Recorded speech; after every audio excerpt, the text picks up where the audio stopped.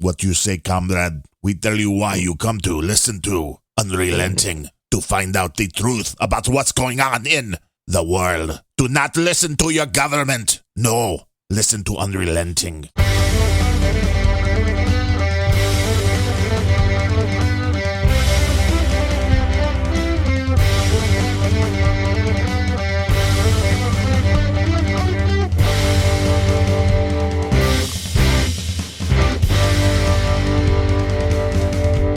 Hello and welcome to episode number 37 of Unrelenting. It is August 5th, 2022. I am Darren O'Neill and I'm still here in the motherland, the United States, but I'm not too sure where our fellow traveler has been over the last couple of weeks. I thought the motherland was Ireland. You've been undercover. Well, yeah, it should be, but I don't want people to know that. It's misdirection. Yes, that's right. You wouldn't want anyone to know you're actually in Ireland. Right. I wish I was. Mm. Well, maybe not anymore. Yeah, I was going to say, I don't know if you really would wish. You know, it's probably nice to go on vacation. I don't know if I'd want to be there full time. Although I do like the Irish accent with women. That I think that's a big plus. It's a good accent with women, yes. The European way, though, and unfortunately, Ireland's a part of the EU. Yeah, they decided to stay because they hate the British. Which, I mean, I'm all for hating the Brits. Sorry, Steve Coates. But I saw that Spain, part of the EU, because of global warming and because of this energy catastrophe going on. Oh, no. Catastrophes, even. Yes. The public places, the public buildings in Spain now, which include movie theaters, restaurants, all this. So if you're a public venue in Spain, the lowest, or I should say the coolest that you can set your air conditioning to, 81 degrees Fahrenheit. Well, that's fair. No, it's not. The snakes will like it. Yes. Yeah. If you want to be sweaty and smelly, then that's the place you want to go. Well, historically speaking, Spain has been. Warm or smelly and sweaty? Sweaty and smelly. Absolutely. Wow. Yeah, if you're listening, I'm just saying, Spain, historically speaking, that's true. So it's like, this is why we have technology and this is why we have the ability to cool the air. But no, 81 degrees is not a reasonable temperature to cool a room down to. Yes. Well, this is a self-imposed thing for Europe, so they're welcome. Yeah. I mean, wouldn't you just rather buy some more fuel from Russia? Yeah, that's kind of what I'm thinking. I'd be like, I don't care who I'm buying it from. If I was Europe right now, what I would have done instead of this bullshit of paying for your citizens and risking having another French Revolution in Europe is I would have said, we're going to proclaim Ukraine to not be a part of Europe and be done with it. Just wipe your hands of them. It's just not part of Europe, so it's not our problem. It's more part of the United States. Well, it clearly is. So, I mean, there's that. Much like Alaska is part of Russia. Well, they want it back now. Well, it was never officially sold. The signatures never happened. It was just documents were sent. They were never signed. So, I mean, if you're going by the letter of the law, that's a little inconvenient for the United States. That would kind of, although, I mean, who needs Alaska if you're not going to pump oil out of it? Well, that's absolutely true. I mean, the gold's already been sucked out. Yeah, it's a beautiful place, but yeah, the resources are what make it valuable. Yes. And Sarah Palin. Yeah. Well, she was back on the radar. I don't know if she thinks she's making a comeback. Might run. Think she'll go up against Trump? First female president. I thought that was going to be Kamala Harris any day now. I mean, although that's not really the same. If you're not elected, that's not really. Yeah. We don't want that. I mean, really, you don't want the first of anything to sneak in. The brilliant TV show Veep, that was exactly the situation that ends up happening is that the first female vice president is not elected. See, that's no good. Yeah. Yeah, her running mate, the president, decides to leave office. Which a lot of people think Joe will. Yeah, well, they're following the script of Veep. Which that wouldn't surprise me that if there were actually writers on that show. In that show, the president was a total nincompoop. Oh, like Joe Biden. Oh, that's right. But I watched part of that, but I don't remember if the Louis Dreyfus. Yeah. If her character was an idiot or a billionaire. Yeah. Yeah. But her character in that show wasn't a complete moron, was she? No, she wasn't a laughaholic. No, she was actually plotting behind the scenes, trying to, use whatever little platform she had to try and kind of make herself look stately to one day become the first female president. But in the plot line of that show, just to spoil it for you, but it's a great show, very much worth watching. She does end up becoming the first female president when the president leaves. And then that happens shortly before an election. And then in the election, she thinks she's the shoo-in to be the first elected female president. And another woman ends up running against her and winning. Well, we could have exactly this playing out. With Hillary? With anybody. I mean, although I don't think there's any woman that's going to be the number one slot for the Republicans, because that's just not the way the cards are shuffled at this point. Because I don't think there's any chance that it's not Donald Trump or DeSantis. That's I think those are your two main choices, and it wouldn't surprise me if they got together, because I think the only problem Trump would have in the primary is Ron DeSantis. So if they just come out right off the bat and say, well, Ron DeSantis is going to run as his vice president, who else is going to be like, yeah, I want a primary against Donald Trump? Yeah. I mean, that would be horrible, but yeah. I mean, yes, there are too many people that still hate Trump. Trump will not win. Trump will not win. It's that simple. If there are people out there that really want him to run, they have to realize they're going to hand the election to a Democrat, which would be really, really bad. Yeah, and it'll solidify once and for all, and it may be Obama that runs. It'll solidify once and for all that the Republican Party is dead. Well, they have to realize that Joe Biden is not running this country now. No. So we know that the strings are being pulled, and we can only guess. I don't know a single person under 35, sorry to interrupt you, that would vote for another 80-year-old. I don't care which side of the party. Oh, I agree. It's a bad idea. I mean, the selling point, I would guess, for Trump would be, hey, if he dies, DeSantis is there. But I think Trump, and I don't know, I think from everything we've seen, his ego is huge. So I don't know if it's possible for him the biggest, to get that reality check, which is, you are at this point the Don of the Republican Party. You're seeing candidates that he endorses winning all over the place. You could have just as much effect on the wellness of the country. You could actually probably have more effect if you would just give your blessing to Ron DeSantis, and he's going to do what you want to do anyway. Except better. And if Trump wanted to pass the torch, have one of his kids run.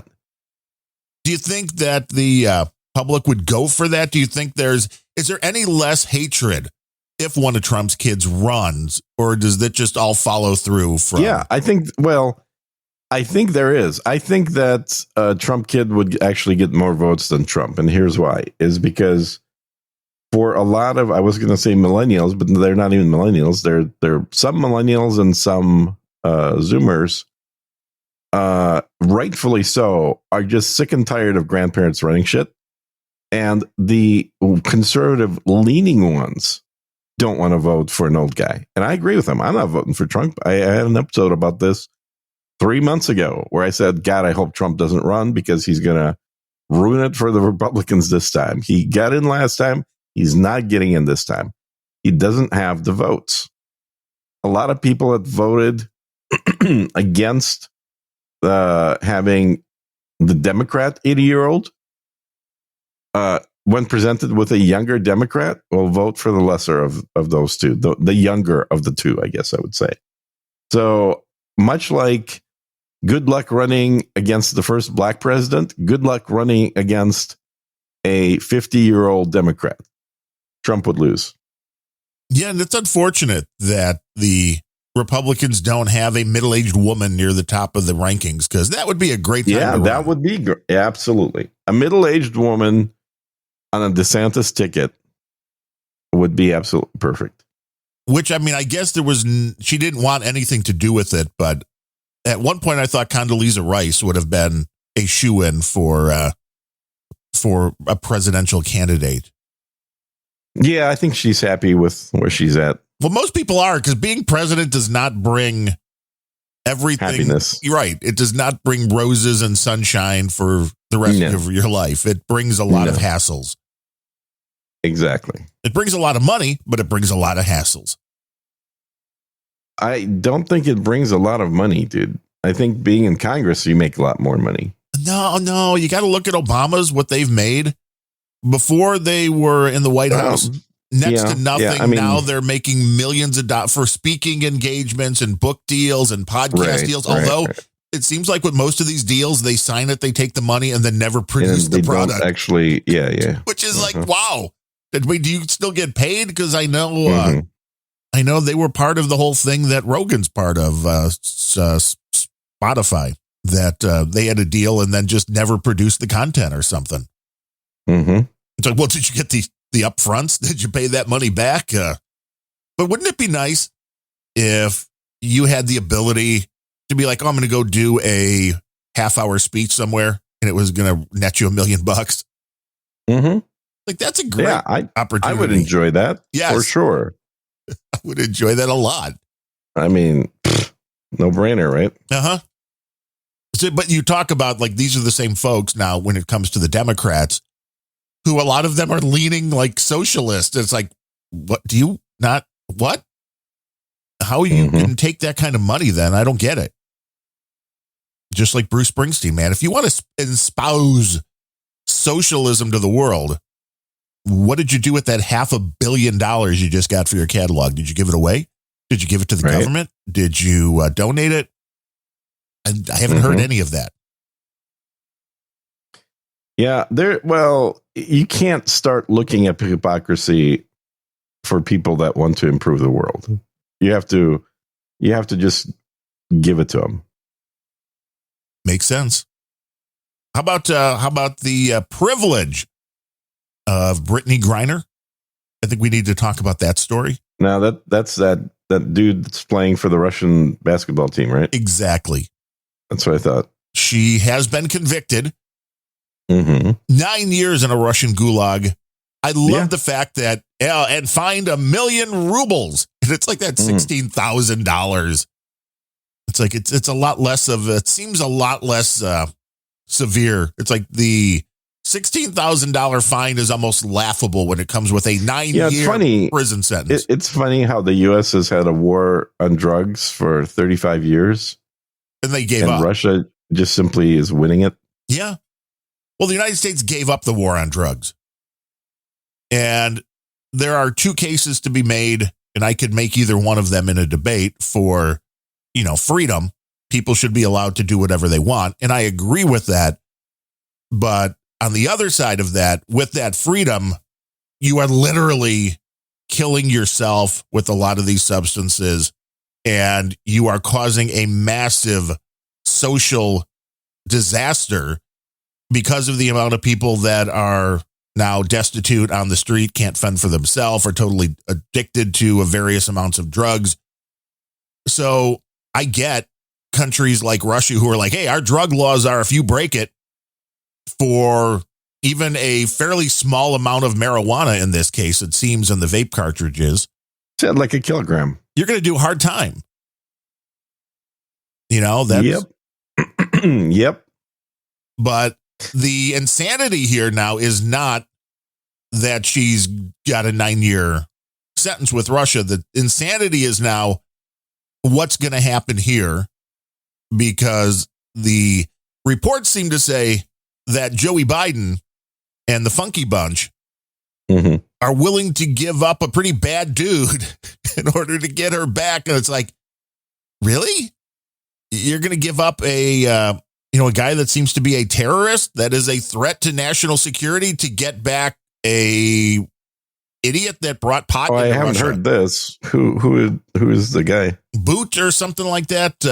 Some guy Boot? we've been holding, some Russian Boot? Max Boot. Did you say? Yeah, Max Boot or something. No, That's not a Russian name. I don't care if it's not. That's the guy's name. How do you not know who this is? You're the Russian asset. How do you not know this? I've never heard of this person. I don't know who. This sounds more Chinese than Russian. Well, you never. Hey, I'm not wanting to. Let's see. Prisoner swap for merchant of death. Russian arms dealer. What is his? Does he have a name? Yeah, this is the problem with news overall, is that it's all, and then it starts a video. I mean, screw you, Fox News. Russian arms dealer. It would be nice if they actually gave the name. It would be, wouldn't it? Maybe it's Victor just a figment. Bout, B-O-U-T. Victor Bout, known as the Merchant Victor. of Death. Yes. Last name Boot, B-O-U-T. Or how would you say that in Russian? I wouldn't say Boot. And that's the guy the movie was made about. Which movie? He's not even Russian. He's like Belarusian. They call him a Russian arms dealer. What is Belarusian? That's a different country.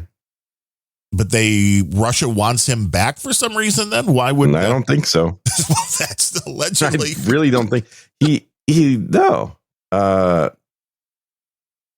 Yeah, he was that movie about the arms dealer was about him, I believe. That movie about the arms. There's only been one movie ever about arms dealers. There's been 3, but I think he was in all of them.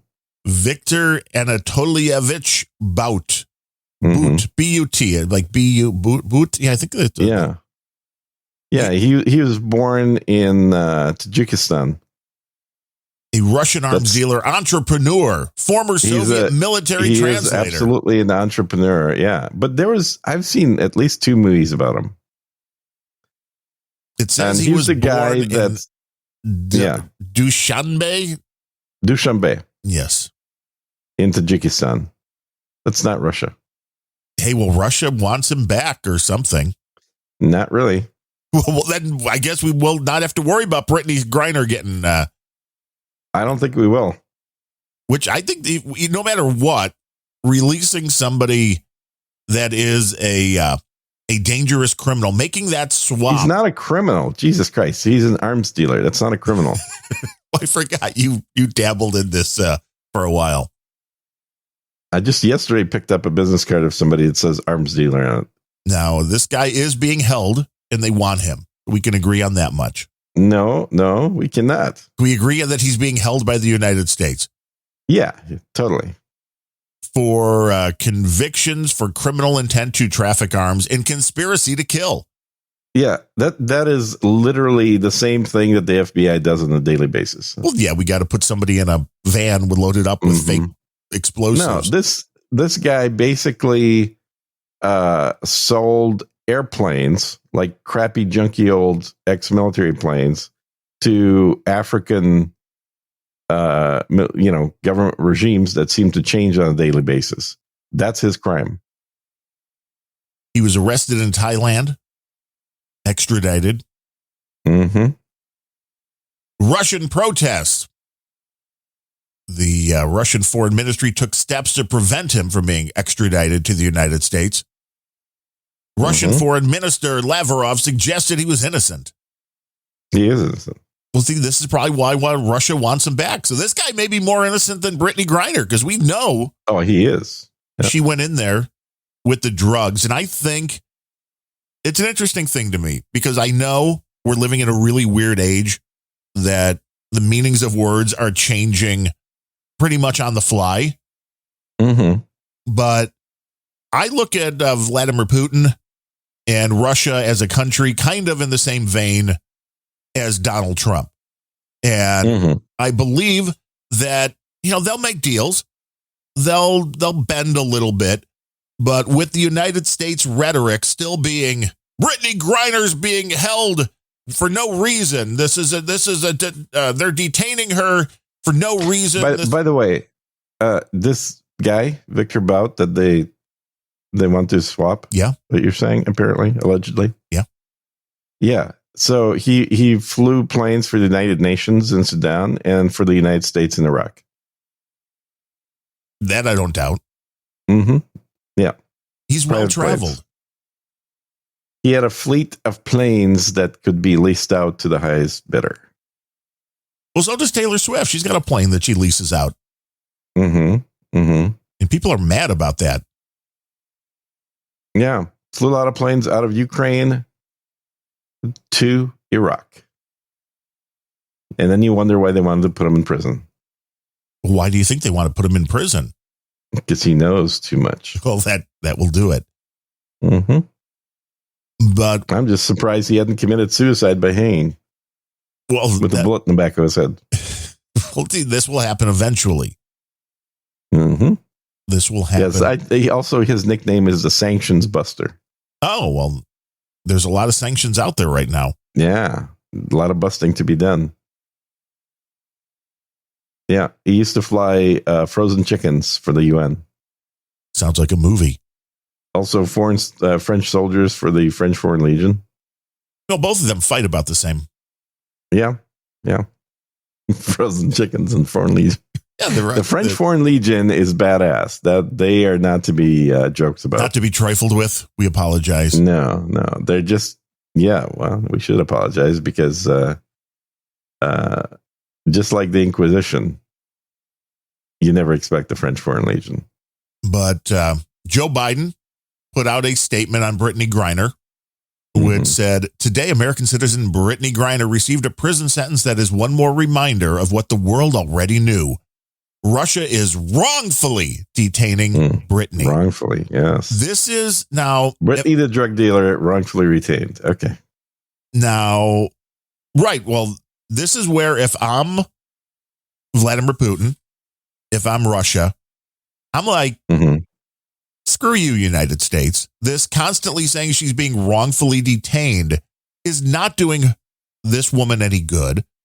This is a out and out Orwellian lie because nobody is saying she didn't bring drugs into Russia where it's illegal. Yeah, exactly. So saying she's being wrongfully detained is bullshit. Yeah. She's being detained because she broke a local law. You could say a lot of things, but when you keep saying that they are wrongfully detaining her, if I'm Russia, I'm like, you know what?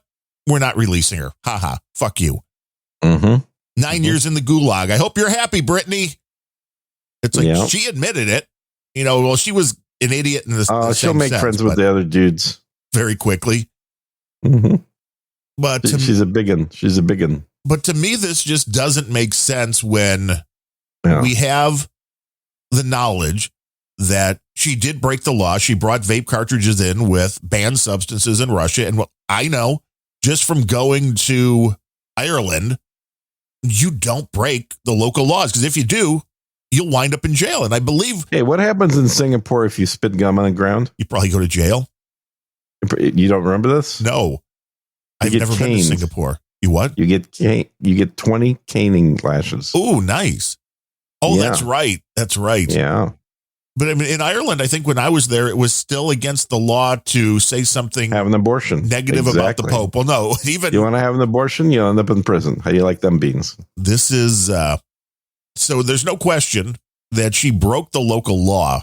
So saying she's being wrongfully detained, and this isn't a slip of the tongue. This is the word everybody in the United States government is using.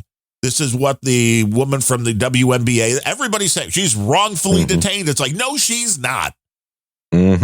She's being detained for breaking a local law. You could just say, hey, she was being detained for a mistake, blah, blah, blah. She didn't mean to. But no, you can't say. I mean, to me, this is the most just, you want to talk about having privilege. This is it. Like, oh, no, she's being wrongfully detained. We don't agree. Do you think for 1 minute, if she was Yugoslavia, name any small country, if she was a player that went from one of these other countries in and broke the law, do you think that anybody cares? Do you think that anybody's doing anything? It's like, no, this is all just American privilege. The country that Brittany Griner hates in the first place doesn't want to stand up for the national anthem. She loved Joe Biden. Well, he's a nincompoop. And this is why she's been in a Russian prison for as long as she has. Because I don't think this happens under Trump. Yeah. Because they don't want the optics, but they know Biden is weak. But now weak ass Biden is still poking the bear with, well, this is wrongfully being done. If I were Russia, I'd be like, nope. So I found the two movies I was referring to, which I'm shocked you couldn't remember. The Professional? Lord of War. Never heard of it.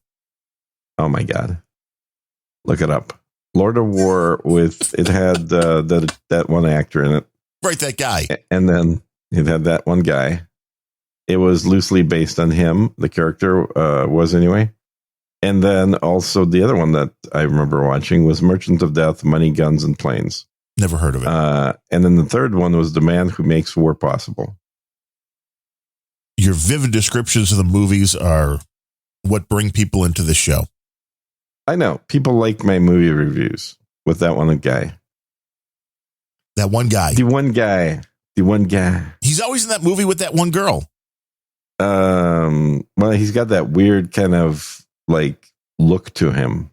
Nicolas Cage. That's the guy I'm thinking of. He does have a weird look to him. Yeah. And he's also been in like 1,000 movies. Yeah, well, he played Victor. Wow. Well, I'm sure he brought Victor to life. Well, in a weird way. I mean, Victor is a much better looking man than Nicolas Cage. Yeah, but Nicolas Cage is not currently being detained by the United States government. That we know of anyway. Yeah, I mean, that we know of. Exactly. Who knows what kind of clerical errors he must have committed. But I mean, this will be an interesting thing to watch because if they do that swap, that is going to be hilarious. Because basically, one non-government person for another non-government person. Is this what we're down to now? Yeah, Jesus. I think so. And he's not even Russian. And they're trying to belittle Russia for their drug laws because here in the United States, it's great. You want to do drugs? It's fine. Wait. Let me quick look up how many people arrested for drug possession in the United States yesterday. I'm sure there's a decent amount. Kamala Harris used to put them in jail. I thought marijuana was cool these days. And not in every state. As a real offense. A lot of people don't understand that the states all have different laws. I know that's confusing. Which is basically what happened with the alcohol laws. And everybody was like, well, we should really just make this the same everywhere. So let's federalize that. And those are the words that should send chills up and down your spine. Let's federalize that. Yeah. Yeah, because clearly people are wrongfully arrested, right?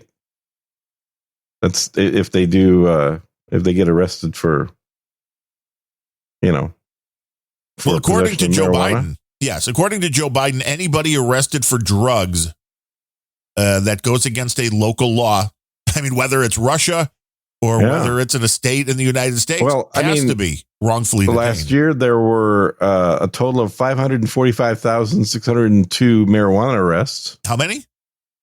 545,602. Wow. Yeah. And that might have all just been Fletcher, though. They might have been. But now, out of those, only 45,207 were for trafficking, which is what she's charged with, I believe. Because of the weight that... because she had a kilo of marijuana. Yeah. Which, let's see. Russia arrests one person. The U.S. arrests 45,000 people. Clearly, clearly an unjust arrest in Russia. I'm guessing there have been more people arrested for drug crimes in Russia, although you probably know better. Mm-hmm. And the amount Have she we was heard of bringing any in- other people arrested? No, but why would we? I'm not in Russia. I don't know. I don't try to bring drugs in. I mean, in Russia, the only drug arrests that I recall were on the Olympic team. Oh, the amount that she was bringing in would probably have been, I mean, I don't know how long she goes there for, because she goes for whatever the Russian... For a season. It's a season. And I don't know how long that is, though, because obviously there's the Russian season, then there's the WNBA. I don't know if that's like a month or 6 months or whatever it is. But I'm guessing what she brought in was enough for her personal use for that time. I don't think it was like, I'm bringing in enough to sell to the little kids in the neighborhood.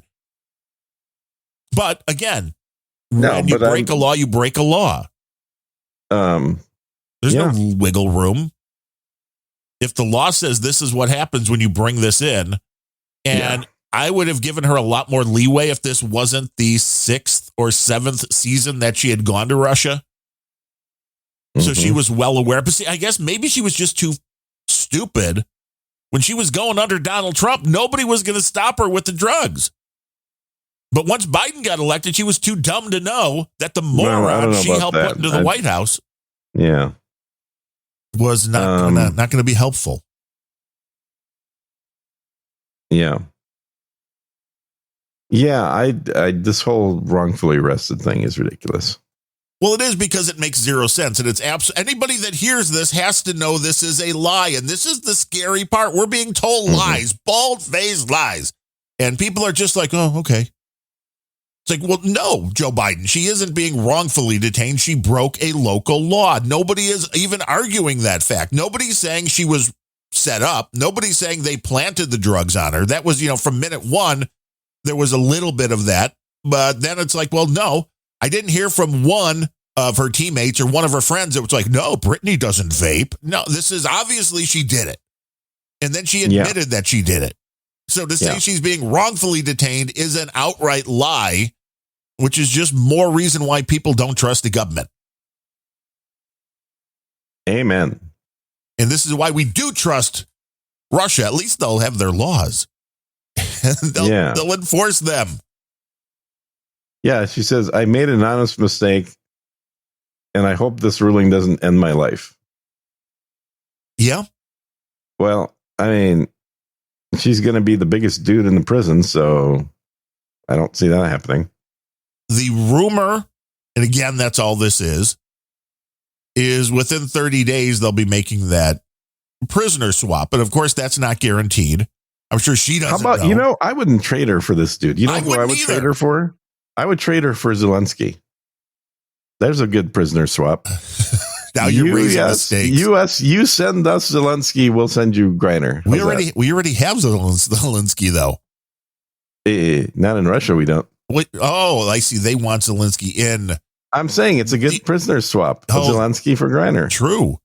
Would he? If you want to make it, fair. If he's that patriot, he would stand up and do that. Well, the U.S. State Department, if they actually want this freak of a basketball player back, maybe they should take care of this.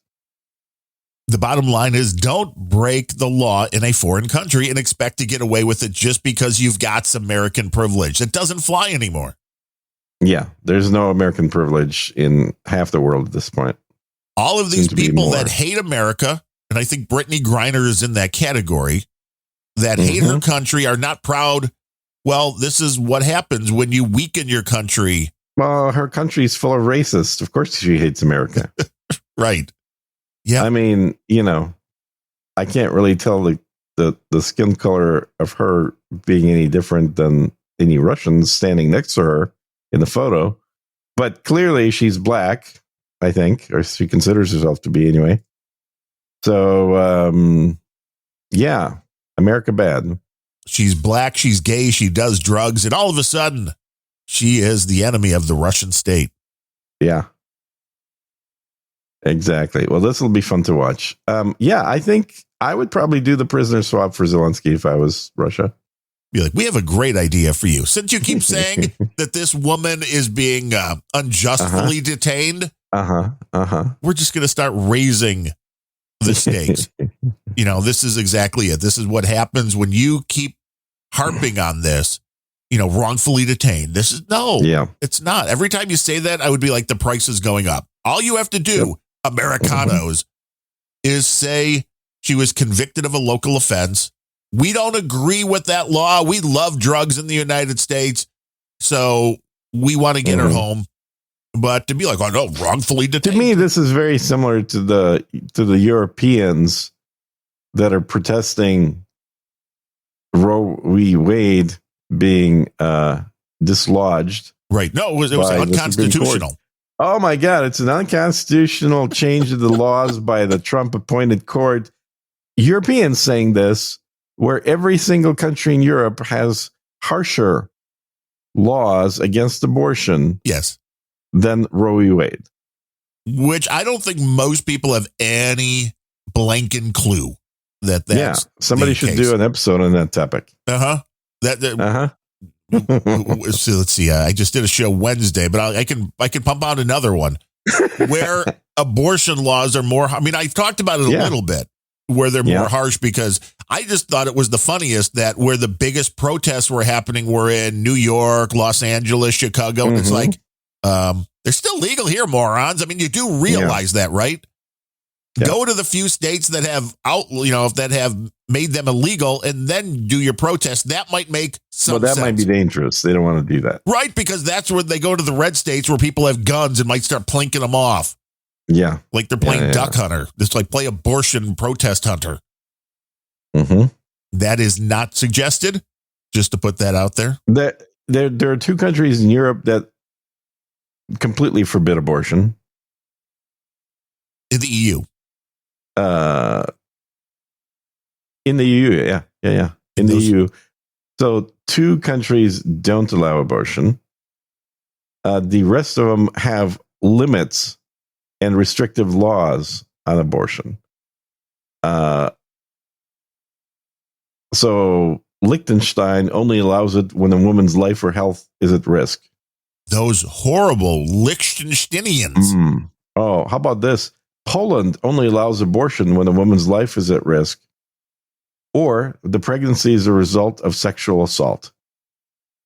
I think we ought to protest Poland for having horrible abortion laws that really don't respect women's rights. What do you think? And how do the people in Russia handle that? Or I'm sorry, they're Poland. That same thing. How do you handle that?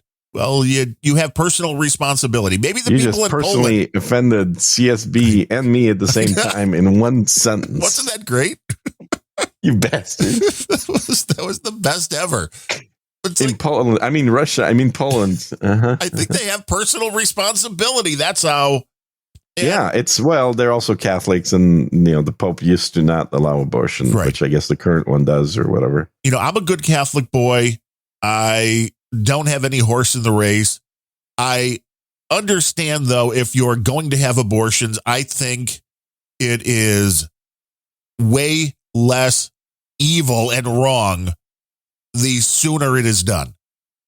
Meaning, okay, maybe you get that X amount of weeks, but I don't think it makes any difference, honestly.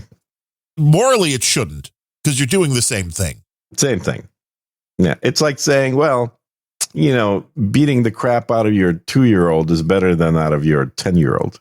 Well, it's way better to beat up a 10-year-old. Well, I mean, it really is kind of the same thing. It doesn't. Yes, no, I was just there's a show opener right there. Right, I was looking for an ISO. Right. Time code, people. Time code. Always looking for an ISO. You never know how these things show up on the internet. But yeah, I think that. But if you're making that case, and in a rational mind, I would say, well, okay, because I believe this doesn't mean everybody has to. I still believe it's wrong. And I would say, all things considered, would be like, don't do that. But I'm not going to stop you from making that choice. But there have to be limits.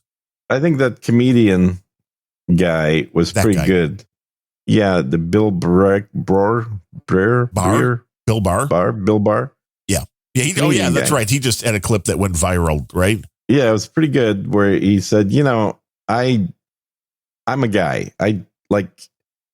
I think women have the right to choose what to do with their bodies. I'm not going to go in and tell a woman what the hell she can and can't do. And he's getting this big applause, like woo, right? And then knowing Bill Maher, it turns. Yeah, and he sure does. And he says, but it's still murder.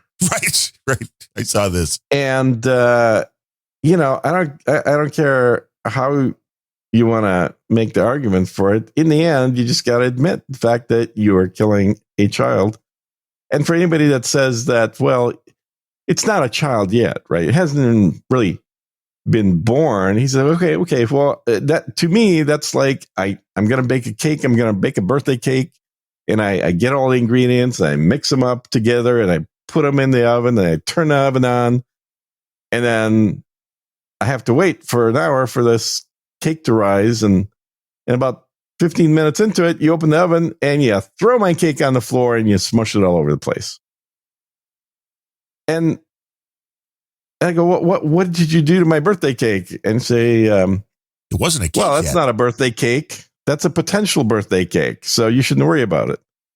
Like, well, it was going to be a birthday cake if you would have just left it alone. It would have been done within 60 minutes. And then I could have enjoyed my birthday cake, but you had to go and ruin it and throw it out of the oven prematurely. So I think he did a much better job telling this joke than I have. Yeah, cool. He has timing. It does have it's called timing. Yeah. But it is a pretty good, I think, explanation. It's like, look, even if you are if you're intellectually honest, even if you're on the pro-choice side, you at least admit the fact that you're murdering a kid. And it's legal in some states. Yes, which is the same thing as, let's just admit that Brittany Griner is not being wrongfully detained. She broke a law. Exactly. Let's all just be upfront and honest, and we can all get along. You may not like that she is going to be, manhandled. She's going to be the one with the man hands handling. Being locked up with a bunch of Russian women. Oh, how awful is that? That's horrible. We all know what they look like. Gene would love to be locked up with a bunch of Russian women. Yeah, well, as long as you can leave. Yeah, exactly.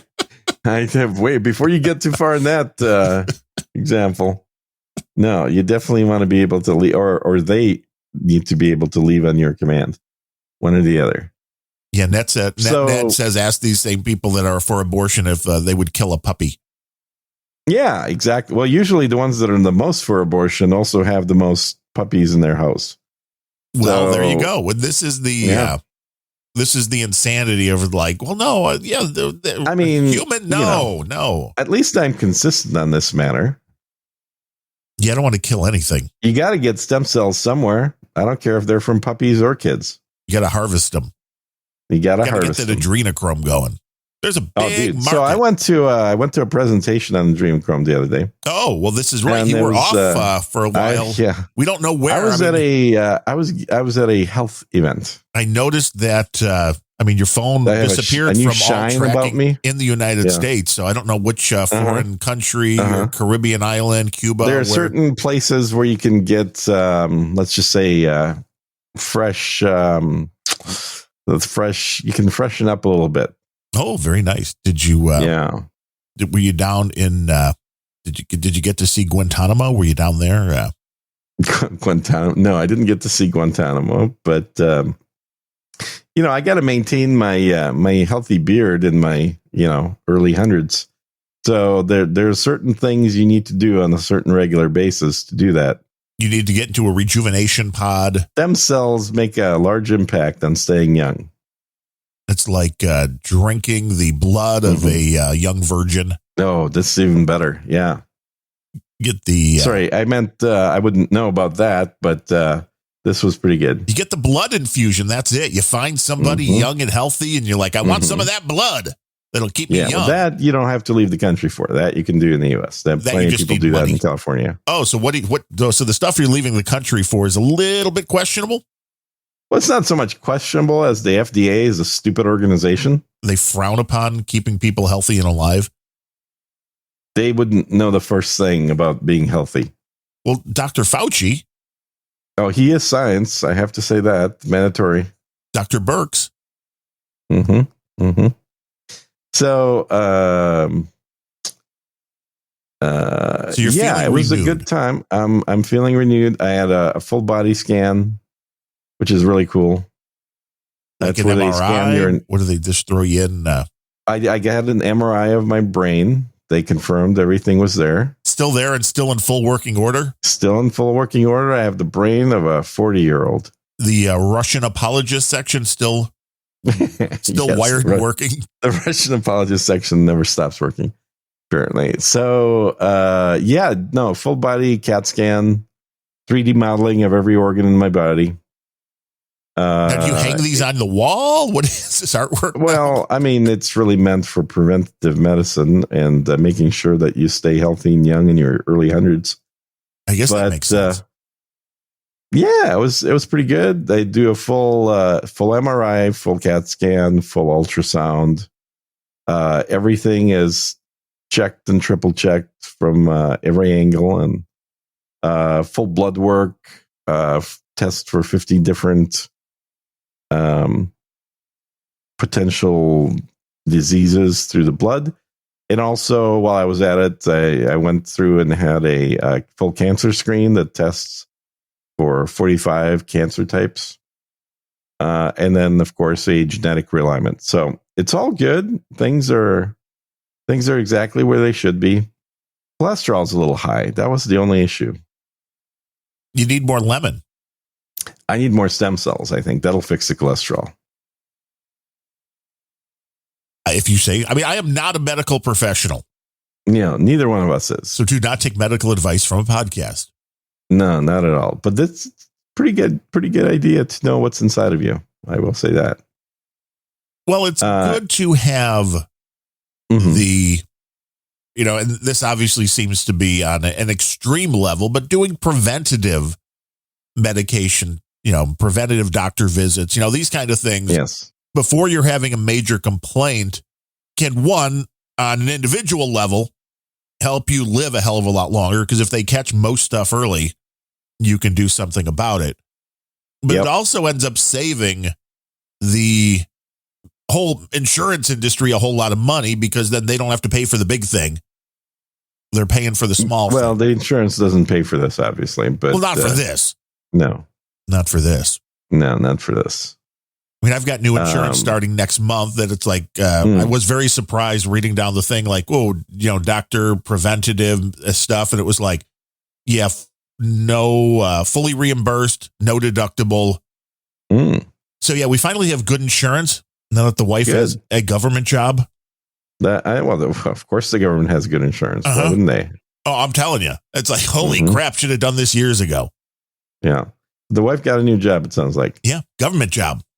Good for her. Yeah. Now she works. Her commute was 45 minutes or so. I mean, if it was traffic, it could be obviously worse. Now, 5 minutes. When I pulled it up in Google Maps, this is the first time I've ever seen this happen. It was the same estimated travel time for a vehicle and a bike. So it was like 5 minutes. Wow. Like, damn. It works at the post office now, huh? No, for the local village. Oh, yeah. Which is even better, because then you don't have to leave the, you don't have to go out on when it's snowy and rainy. You just go into the office. That's a good idea. They do fun stuff like they, when you pay, she's like, there's still a lot of old people, I guess, that come into the office to pay their water bill for some reason, rather than, rather than clicking a button and doing it online. Well, they like to write checks, I think. Yeah. Or cash. I mean, that's, cash, please. Cash is still king until cashless is. But it's nice. It's like, how many hours a day that you save, or a week that you save not having to commute. And the insurance was just like, wow. And then it's like, oh, well, we also include dental. Well, we also include vision. Oh, there's also a, life insurance policy. Oh, you want a pension? Great. There's a pension. Jesus Christ. You should have done this sooner. No kidding. And, an easier job too. So even better. Sometimes things just work out. Yeah. Yeah. No, they do. You might want to check into getting some stem cells, like injected into your eyeballs. They have talked about that. Mm-hmm. This is something that is being worked on. That is one of the areas for they totally do this. Rebuilding retina tissue and that kind of stuff.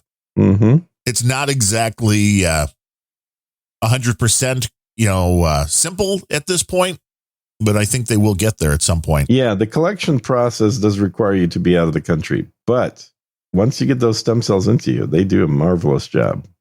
The magic can happen. Mm-hmm. It's almost like a fountain of youth. Can we built get on this? Somebody else's death. So is this? Was it in Moscow? Where do I need to go? Was this? Oh no, Moscow, please. Where is? This is just a little way south of the border. Oh, you just in South America? And not even that far. Oh, just Mexico? Just out. Yeah, exactly. Just outside of the U.S. border there. I picture you on an oil rig in the Gulf. Which kind of seems like a Bond That's villain. funny. I'm going to be on one of those tomorrow. Really? Yeah. Wow. What's going on? Fishing trip. Nice. So they repurposed a oil rig? Well, I mean, or is it still a valid oil rig? It's a non-functioning oil rig that has a lot of fish around it. Nice. Like it used to be an oil rig. What do you call an oil rig that's non-functional anymore? What do you call that? I would guess retired. Retired oil rig. Okay, or dormant. Fair enough. Because you could probably still jack that baby back up and yeah. I just hope the weather cooperates. That's all. Because the Gulf weather is sometimes not the best. Get some selfies. Make it look like you're in your Dr. Evil lair.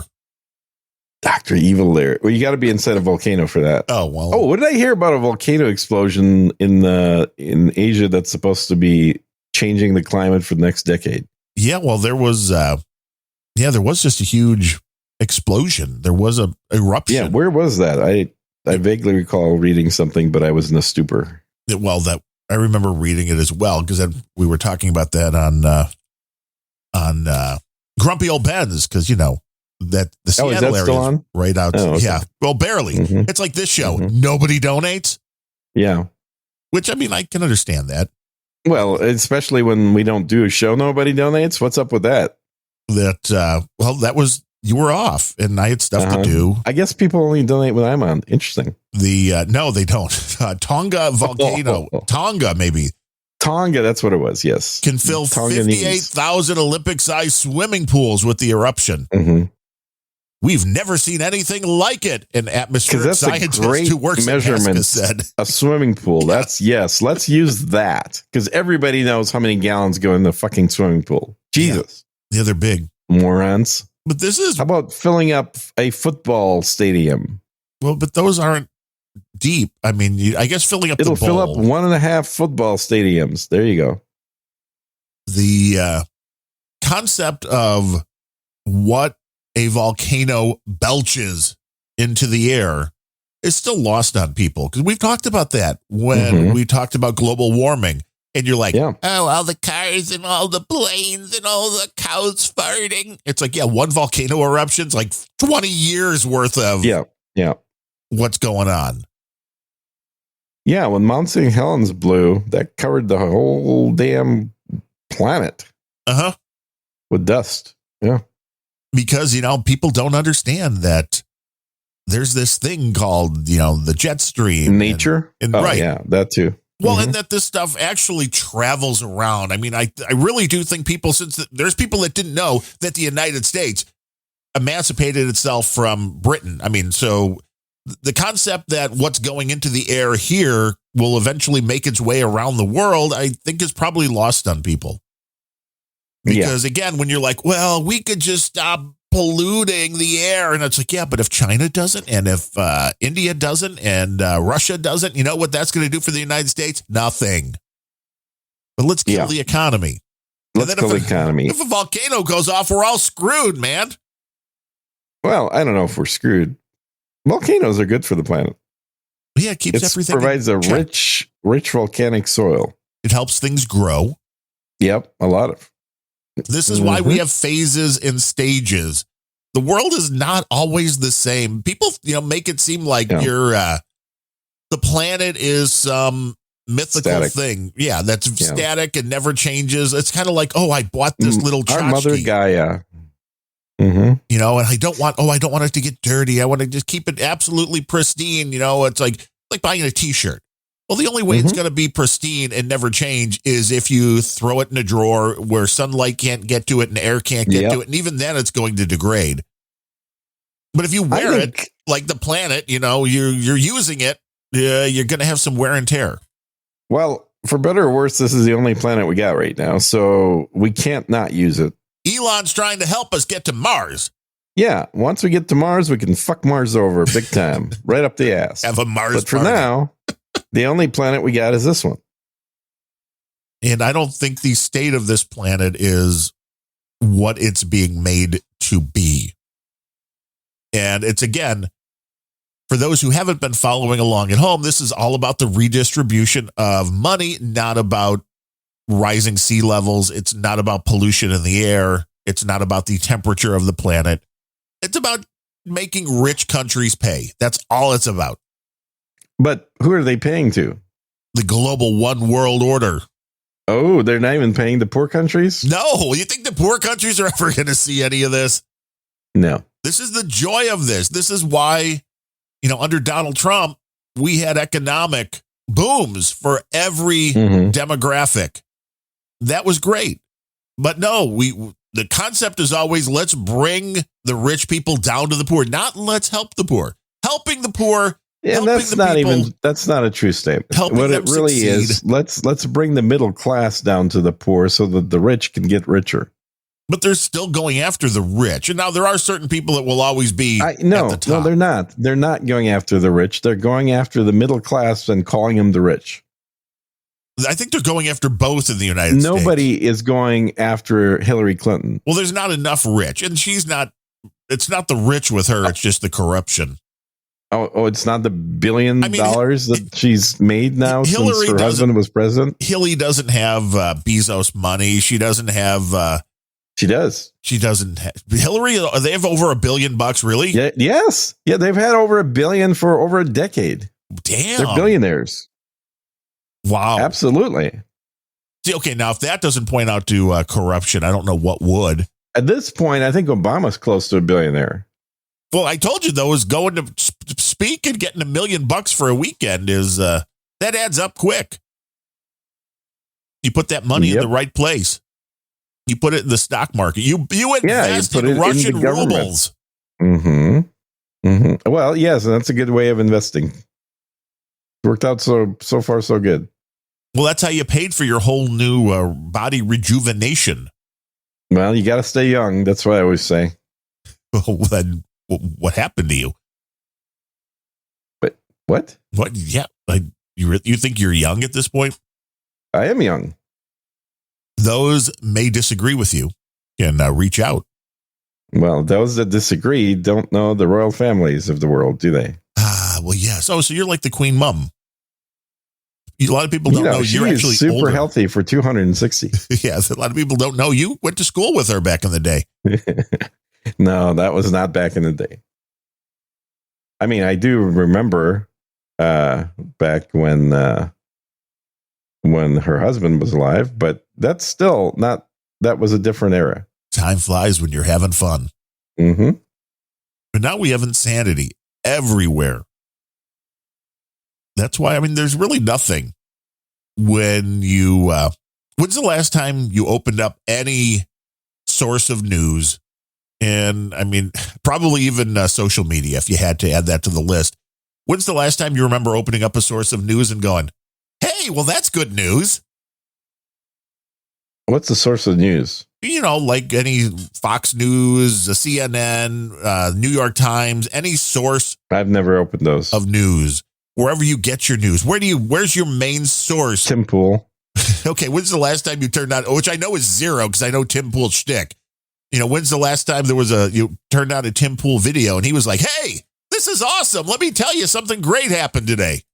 Tim Pool's never said anything great happened. Yes, exactly. We're on the verge of the collapse and the revolution both happening at the same time. It's amazing, isn't it? Mm-hmm. Yeah, he's a little bit on the negative side. Well, I don't know about negative. I mean, if you call Black Pill being negative, I guess, but I think that's just realistic. Next, he'll be telling us that Brittany Griner is being detained without due cause. No, I think he's on board with the due cause. He's like, keep her over there. And you know what? Yeah. Keep Pelosi, too. Oh, God. People only wished. The most interesting thing. Now, let's talk about that. What about this whole stunt that Pelosi pulled? What is that all about? Are they trying to get the U.S. into a multifaceted war, or are they just stupid? Yes. I would answer yes to both of those. Here are the most intriguing things about this. I mean, because everybody saw what happened. Nancy, she went to Taiwan. They had a bunch of people there waiting for her on the tarmac. They had a skyscraper all lit up. Oh, Nancy. Yeah, baby. And she was there for about a day. For no apparent reason, she made her little visit. Okay. No, she toured the NVIDIA factory where she had a huge investment. Right, where her husband had just bought or sold a bunch of stock. Yeah. Mm-hmm.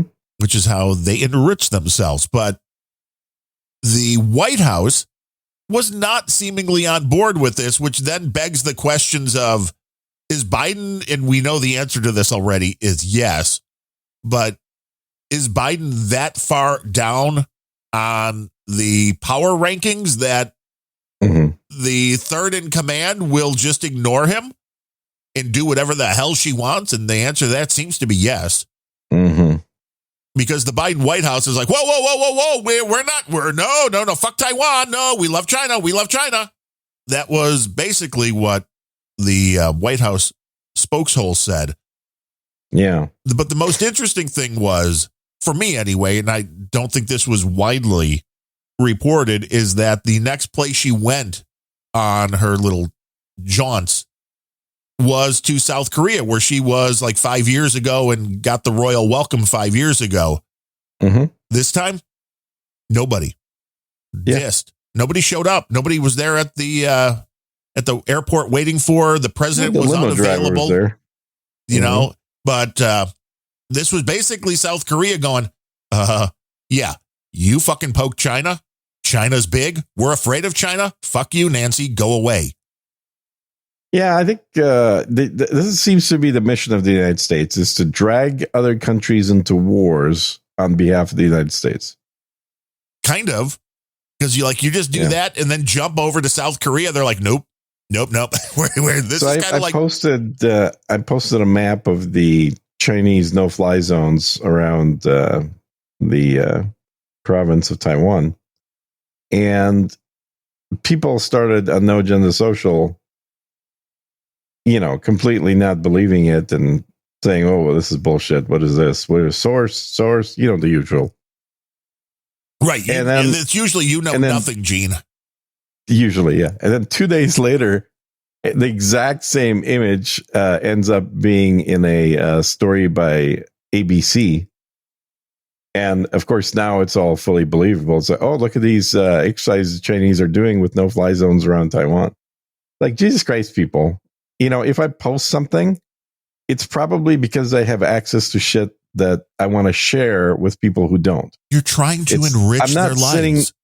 I don't even know Photoshop well enough to fake this shit, okay? You are trying to do them a favor by bringing knowledge that they may not have. Information, man. Their new shit's come to light. I'm trying to make it come to light. Yeah, exactly. But this is what we've got. I thought that was the most interesting thing. Let me ask you a question. Who do you think are the top 3 richest American presidents to have ever been a president? You mean after they were a president or while they were president? After. Let's say at the peak of their richness. What do you think the top 3 presidents were? Because I think as far as going into the White House, I believe Donald Trump had the greatest wealth going in. Afterwards, that was what he went into, according to the Democrats. Going for how many that have enriched themselves after? I think we're going to. Not enrich themselves. Like who are the richest presidents the United States has ever had in today's dollars? Oh, in today's dollars, when it happened, I don't know. That's a very hard thing to try to. Well, I happen to know that. Well, who are they? Yeah, Donald Trump. That number one. That's what Numero uno. Right, because he came in and he was very wealthy in business. I would guess number one. If it's when they get into office, I would say it was probably some of the earliest, because they were the ones that were successful before going into politics, where we now have. Look at you. Yeah. Yes, you're correct. Now the culture is you come in with nothing. Yeah. Number 2 spot, George Washington. There you American hero. Wow. So Donald Trump, number 1, Washington, number 2. Wow. Yep. Trump, number 1, Washington comes in with $707 million. In today's money. That's very... in today's money. Yeah, he owned a lot of slaves. All right, number 3, Thomas Jefferson. There you go, number 2. Another noted slaveholder. Right. Yeah. At $284 million. Just to be clear, Donald Trump, not a slave owner. Well, we don't know that for a fact. There might have been a few. Yeah, Teddy Roosevelt at number 4. What was Andrew Jackson? Was that a Windows? That was me. Notification. I tried not to, but apparently Dr. Berg has a new show out, so I need to watch it.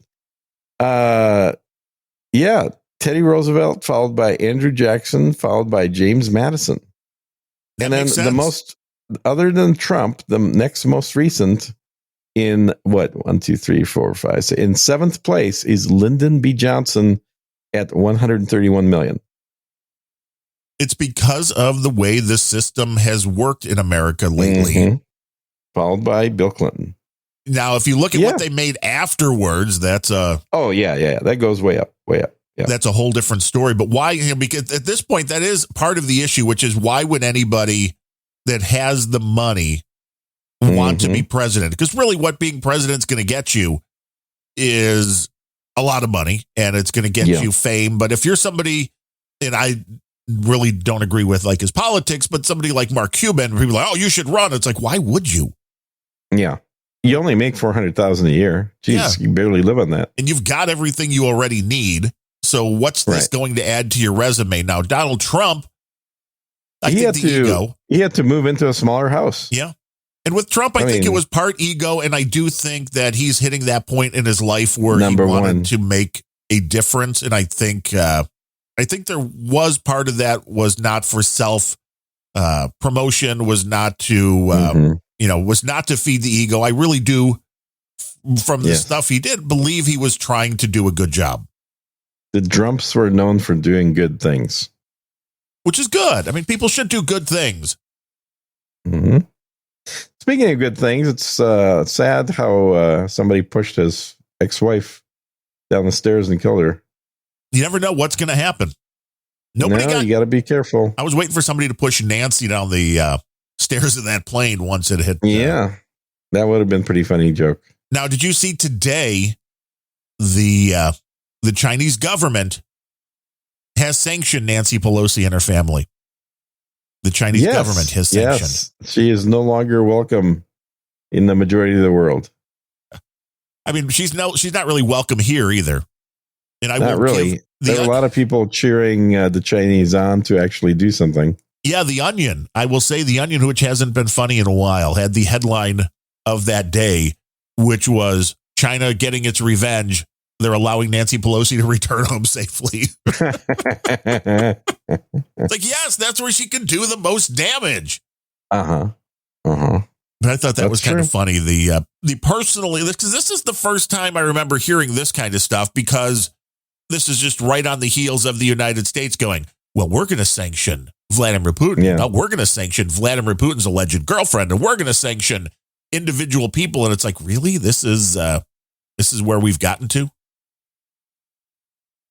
It's a little crazy. Pelosi moved by China's spectacular show of military force celebrating her visit to Asia. Yeah, she's like, wow, they love me here. Yeah, look at the parade they organized around the whole island. If she would have just accidentally landed in North Korea, we'd all been better off. Well, I'm sure she would have gotten an even bigger parade. Yeah, you'd have gotten right to Kim Jong-un. She would have been in worse shape than Brittany Griner. I don't know. I think they would have shipped her back pretty quick. You think this is like Nancy's one? Like, nope, no, you guys just hot potato, yes. Hot potato, baby. We don't want her. But it was interesting that the White House was not behind this. It's like this just shows you, I think, how dysfunctional the government is at this point. Yeah, and the Speaker of the House, the job has not really ever been to to make foreign policy or anything. So what are you doing besides just they do around? Junkets. I mean, everybody in the House knows that's how you take a vacation is you do a junket. And you get a free vacation to some, I mean, that's usually to nice resorts where you can kick like back. Afghanistan or Kurdistan or, well, Kuwait Afghanistan City. Back in the news now that we've allegedly whacked another terrorist, even though, as pointed out on the No Agenda program yesterday, Trump had already killed him. Yeah, we had killed him a few different times. Although, I mean, to be fair, I can see how that can happen because here's the way it usually goes. Oh, they all look alike. Come on. Well, there's that. There's that there's that racially profiling. But there's also when you're committing these takeouts, it's not usually eye to eye. You're usually having a Hellfire missile come down and you think you got him. So I understand that this mistake can be made of, well, no, we whacked that guy. And then he pops up again somewhere else. Well, it's kind of like that's why you have the burial at sea immediately following a killing of a terrorist. Yes. Mm-hmm. That way nobody can prove anything. Yeah. Oops, we got the wrong. Okay, well, let's bury him anyway. They all look alike, right? The one that I love, somebody had a tweet or two tweets from the same person, two tweets. One tweet from when this guy was killed by Trump. Trump, right. When it was horrible? Talking about, yeah, absolutely. Talking about how yet another instance of, the idiocy of Trump blowing up a building to kill somebody that's not even necessarily a proven terrorist. And then the next tweet that just came out, congratulating Biden on doing a great job of exterminating terrorism around the world. And the person probably has no idea that it's the same person's name. A newspaper reporter. Well, that's sad. So, it was that seems to be the main crowd cheering for Biden. Well, yes. Well, yeah, because they're the ones that got him there. So it's like when this was your guy, you have to still, and I'm kind of surprised because anybody that can see the details of what's going on now realizes it's not a good, healthy, successful presidency. But that's the guy they backed. So it's like, no, I backed this guy. So I'm going to go to the mat no matter what, because I'm the one that vouched for him. But it was interesting. It is. Well, the Taliban, I mean, we're sending aid to the Taliban still, which I thought was fantastic. Well, I mean, we don't want to count them off, do we? That would be horrible. No. But at first, I guess they were kind of like, had the reaction of, big deal, whatever. And then they're like, oh, no, wait, sorry. We didn't realize this guy was here and now we'll investigate. Like, sure, they will. They claim to not know he was in Afghanistan. Although, to be fair, again, like you said, they all look alike. So how do you know who's where? Do we know who's in the United States? No, the border's so porous that I couldn't guarantee you anybody is or is not in the United States at this particular point. We don't know where you are. I mean, you could be anywhere. I think at this point, we're closely getting to a point where there may be more non-citizens than citizens in the United States. Well, that's kind of the goal, right? Overwhelm the system. Apparently in California, the non-citizens are allowed to vote. Yes, for the local elections, not in the federal elections, although how do you then stop them? How do you know? Exactly. You don't know. The problem. Looks like the population in California has tripled over the last election cycle. Well, money talks. I think this is going to be an interesting interesting times we live in. Well, they already are. Yeah. I mean, the last time I remember like something like this happening was 1943. Oh, yeah. It was like yesterday for you. Well, it wasn't yesterday. It was 79 years ago. But And what happened in 1943? This particular event you're talking about? yeah, well, the United States government decided to enter World War II. Well, they didn't have a choice, you know. Those Oh, didn't they? damn Japanese. You mean after the U.S. blockaded Japan? Those damn Japanese, they came in and attacked Pearl Harbor. And then Japanese said, if you guys keep blockading us, we're going to attack you. Kind of sounds like China or Russia or any other country. I mean, I don't know. I mean, does the U.S. need to be out like halfway around the world and making trouble for other countries? Is there a reason for doing this? Yeah, America, World Police. Isn't that the movie that Fuck yeah. came out? That was a good flick. That was a wonderful movie. I've actually watched a couple of YouTube videos of people watching that movie for the first time, and it's hilarious. Because people can't believe the rawness. Yeah, I believe that. Yeah. Mm-hmm. We'll let them watch Blazing Saddles right after that. And yeah, exactly. If that's allowed even still. It's the killing of culture. It's the changing of words. It's the, pussification of society of I need a safe space. It's not good. It's not good because you're not learning how to. You're learning how to be a victim. Right. That's all you're learning. Because all these safe space kids growing up, if they're leading this country, would they have to have interactions with China and Russia and countries like that? What do you think is going to happen? I'd love to see that first meeting. We have our first, ultra. Oh, you know exactly what's going to happen. Our ultra millennial president comes face to face with the bad Russian or Chinese leader and then just falls into the fetal position crying. Pretty much. Yeah. He said a mean word to me. It's crazy. It's done. It's over. There is no resurrection here. Too far People gone. keep thinking that, if we only elect Trump, America will get back to it. No, it's done. This empire has seen its better days in the rearview mirror. Well, I think it's because the vast majority of the people are added to that camp. Probably wrong wording, but the liberal, that we need a safe space, the snowflake culture is growing at an alarming rate is the problem. It's been that way for probably 15 years. I think we are still teetering in the middle, but reversing that seems impossible at this point. So I think it is. I think you probably are right that it's inevitable that it's getting here. Something like a Trump presidency, and I don't think it even has to be Trump. I think you might see another short wave, say DeSantis wins and you have 8 years. You might have 8 years that try to bring sanity back, but then it's going to go back. If DeSantis wins, which I certainly hope he does, I don't think he'll have a 2-term presidency. You think it's one and done? Yep. You think somebody takes him out? You think he... No. I think that he's going to be the president presiding over all the trouble that's been caused by the current administration. You think he gets the Trump treatment that they try to impeach for nothing? No. It's nothing like that. No. He's going to preside over the country collapsing.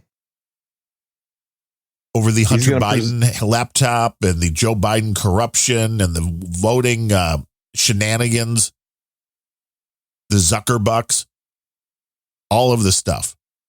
What about it?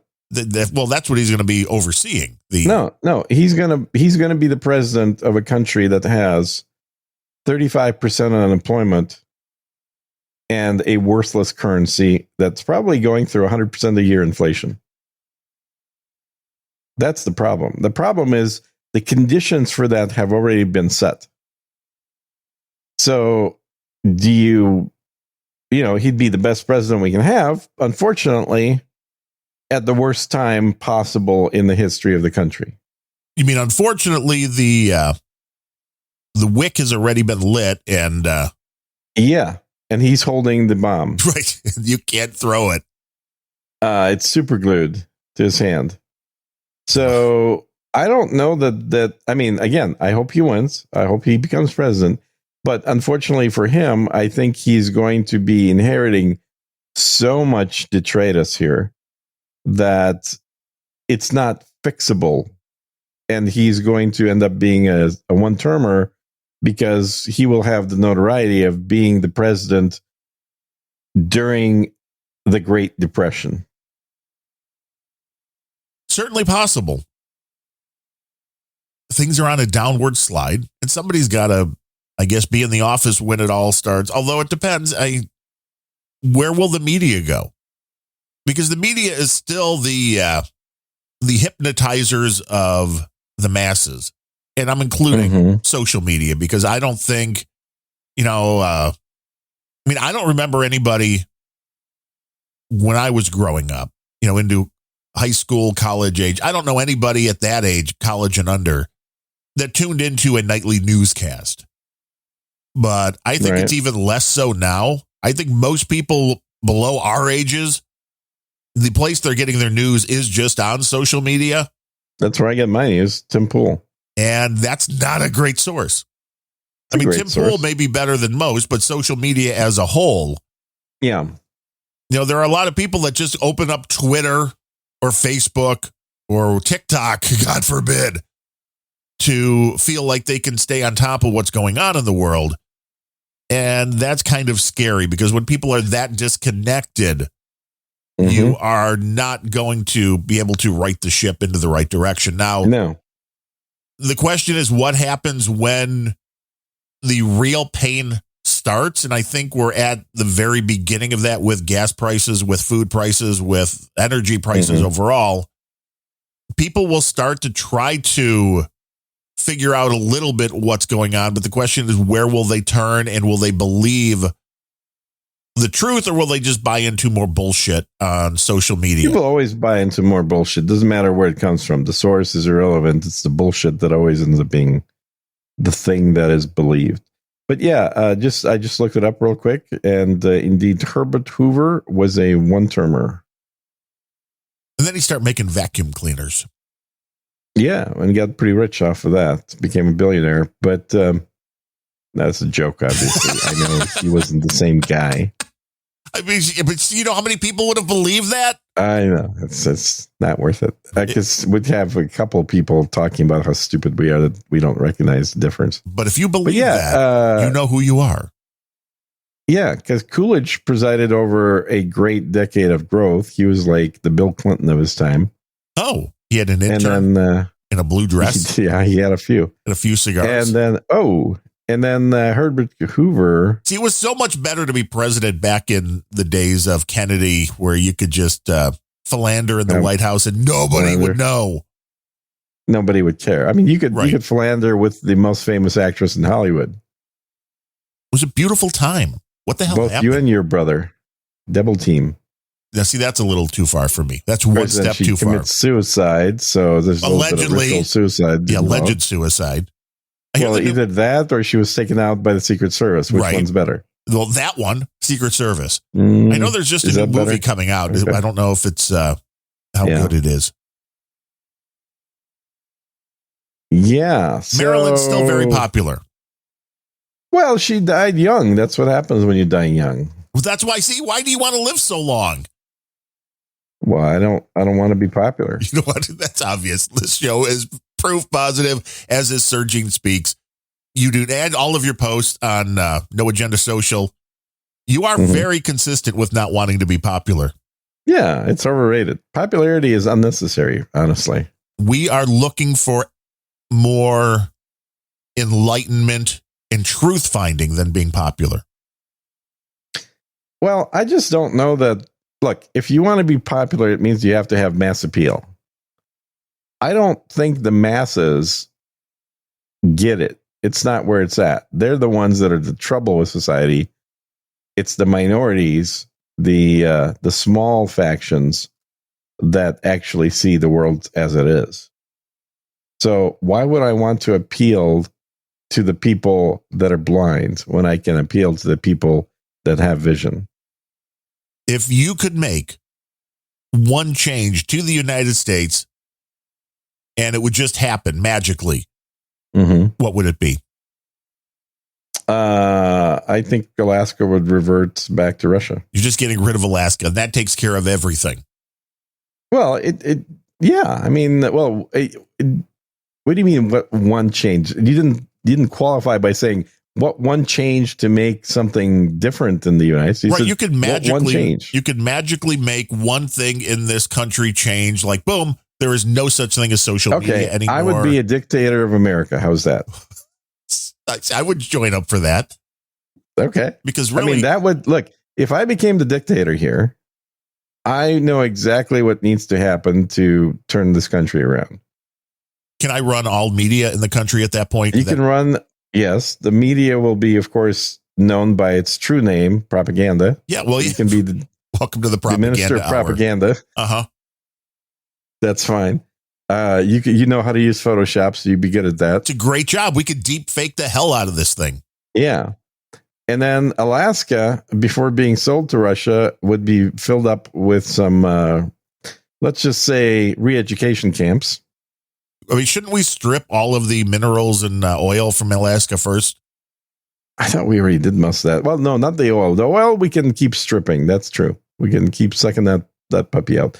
But I think there has a lot of re-education that needs to happen if this country is to be prevented from going down the toilet of third world status. Do you think it's because people just pay no attention? They're more... Anybody that can't name all 50 states goes to Alaska. Well, this would be good. Then they have to, there's a bar that has to be passed. You have to. It's a very, very, very simple low bar, but I suspect over half the country would end up in Alaska. They'd be like, what's a state? Now, when you say state, is that like a Mexico? Right. I mean, well, there are people that don't know who the vice president is. Yes. What is his name? Exactly. I mean, there was Biden's vice president. Yeah. Cause I remember Obama saying that. There were people that were still thinking that Pence was vice president under Obama or under Biden for some reason. And I know I said, Biden. I just meant Biden. It was a joke. Yeah. But you're right. Now we have to start pointing this stuff out because then people are like, well, you're dumb. Yeah. And that's fine. I don't care if they think we're dumb. I just don't want them to think that we're spreading misinformation because that's illegal. Right. You do not want to spread misinformation. No. Now, in the Alex Jones case, I love that. Well, I believe so I've been watching that every day. I've been watching the Alex Jones. That doesn't surprise me. Right. What is the takeaway on this so far? Biggest takeaway is he has the shittiest lawyer I've ever seen. I don't know what the hell. He couldn't afford somebody better or what the deal is, but same people that work for Amber Heard sucks. Worse than Amber Heard's. Yeah. Wow. His lawyer literally sent to the opposition counsel a full data dump of all of Alex Jones' emails, text messages, personal communication with his lawyers, communications with his doctors. Oh, that can't be accidental. Literally. What? That can't be accidental. He literally sent that. And then, of course, now he's claiming that was all sent by accident. And the other opposing attorney, I don't know, the opposing attorney has now used that as evidence and to show that Alex Jones lied, resulting in a $4 million jury award. But it's, I mean, some people would say maybe this is a brilliant move to call for a mistrial because that evidence had been shared. But it was basically what he did is, you know how when you start working with a client, you build a file of all documents related to that client. So you have everything together. Right. That's the file that he shared with the opposing counsel. Wow. I mean, again, right? I can't see that being a mistake. Well, I mean, whether it's a mistake or not, he then neglected to follow up and mark everything as being personal and confidential to exclude it from the court case. And so all that information now can be included by opposing counsel and used as evidence. It's an interesting case. It really is. Because we know that people on both sides with widely different political views lie constantly. Mm-hmm. In Alex Jones' case, he's using the defense of, well, I thought it was true. And there's no, because the beauty of that is that there's really no way to know whether somebody thought that was true. Yeah. It goes back, there was a line in the one Seinfeld episode where Jerry was dating the cop, and then she was like, hey, you watch Knots Landing or something like that. And he was like, no, I don't. And then, well, we're going to put him under a lie detector. Mm-hmm. And as he was going to the appointment for the lie detector, George Costanza says, Jerry, remember, it isn't a lie if you believe it. That's true. That's actually very true.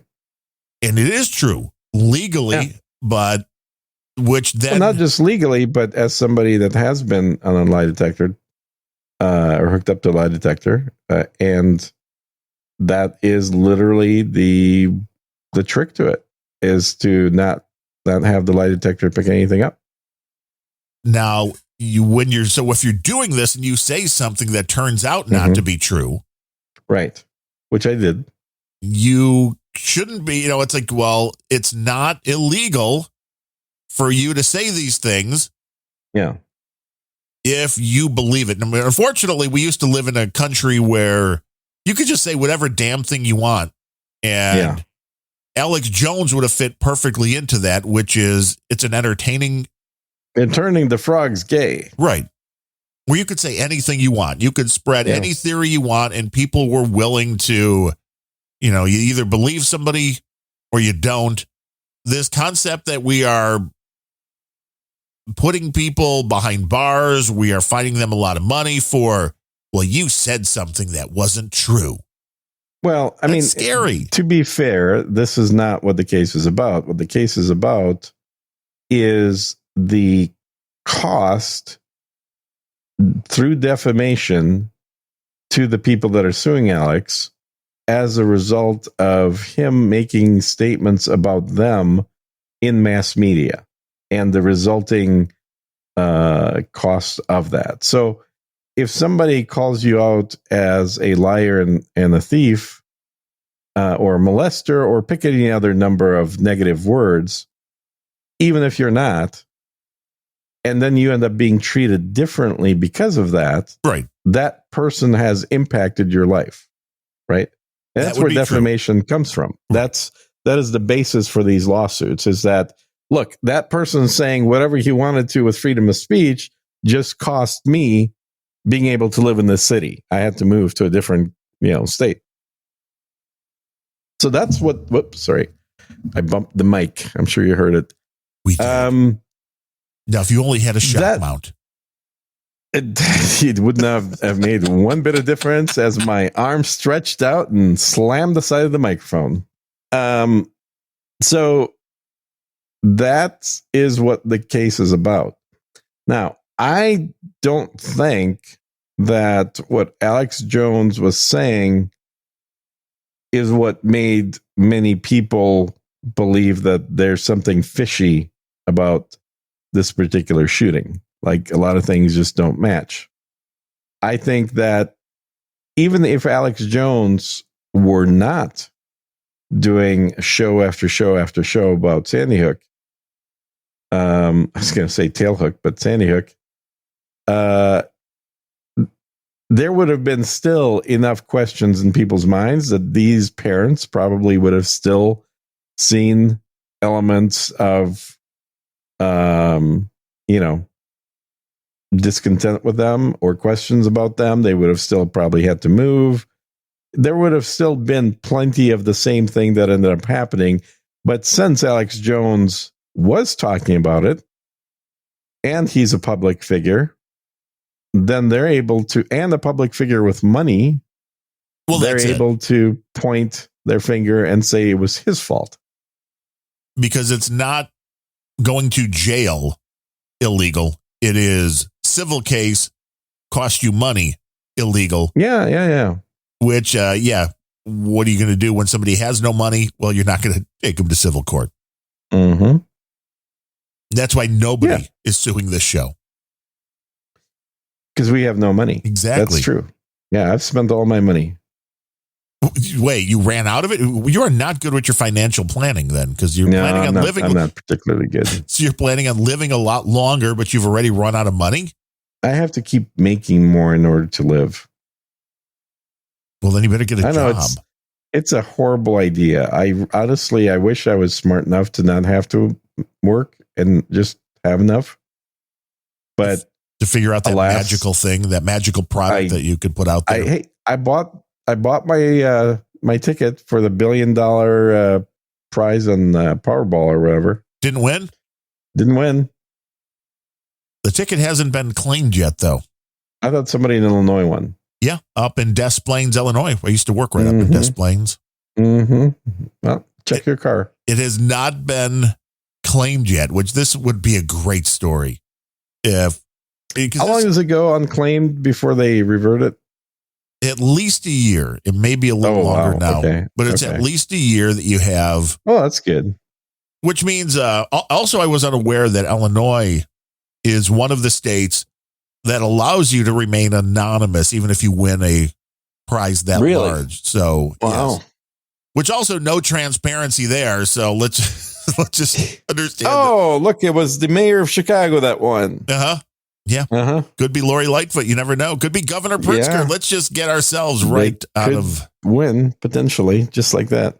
But I think that there is, from what I've seen of large winners, it makes a lot of sense to spool up a trust immediately to put the winnings in the name of the trust rather than the person. Yes. And then isolate it from any kind of, potential reclamation activities, let's just say. But now, if this is the case, how do you treat that little piece of paper? I mean, do you sleep? Do you not have somebody like awake 24 hours a day with, with an AK-47 just ready if anybody comes into the room? That's like having $1 billion. You don't blab about it. That's for sure. You don't tell your friends. Well, no, you cannot tell anybody about it. No, because they're not going to be your friends after that. They'll be your clingers on. Or your entourage, I guess, is a better term for it. Oh, hell yeah. I mean, that's because it was over $1 billion. So, I mean, that means it was over $1 billion. Yeah. If somebody took it in a one lump sum. So like 500? Probably. Yeah. Probably about $500,000. If in a one, maybe it's even less because it's like $1 billion. I think if it's paid over 30 years, but it was like 1.3. So it was probably. I don't know that it makes sense to take it in the lump sum because. Well, not when it's that much. When it's a large amount like that, you can get loans against that asset. It depends how old you are. Still have money right away. I mean, if you were 20 years old, then I definitely would not take a one lump sum. If you were Joe Biden, I don't care how old. No, because here's the thing: you're still setting it up for your family. You win $1 billion, you can take a loan out for $500 million against that $1 billion. Just imagine how many hot wives you could have if you had that $1 billion. One a day. You can have one hot wife a day. Marriage, divorce. Mm-hmm. Yeah. You can. Yeah. Imagine how many kids you could have. I was just kind of hoping whoever won that will reach out. It's a Chicago thing. So it's possible that whoever won that. It's going to be like a retired mailman. Maybe.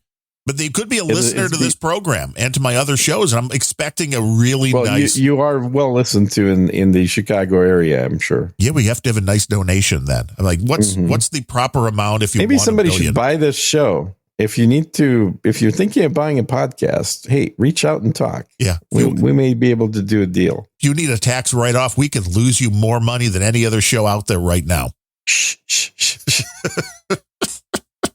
It's our system. Uh-huh.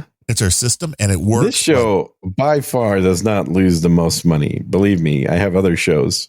Oh, that's true. If this ticket, though, goes unclaimed, that will be the good story moving forward for about a year. Because this happens a decent amount, especially when you're at these.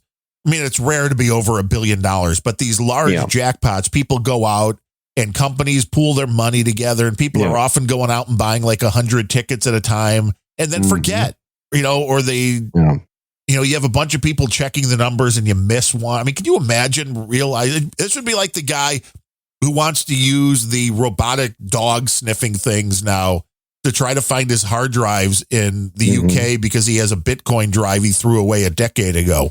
That would be the same kind of thing to realize, like, oh, wait, I bought a ticket. And because the worst thing with the lottery is, you know exactly which gas station this was sold at. So if you bought a ticket at that gas station, you're like, DigiGuru says it could be him.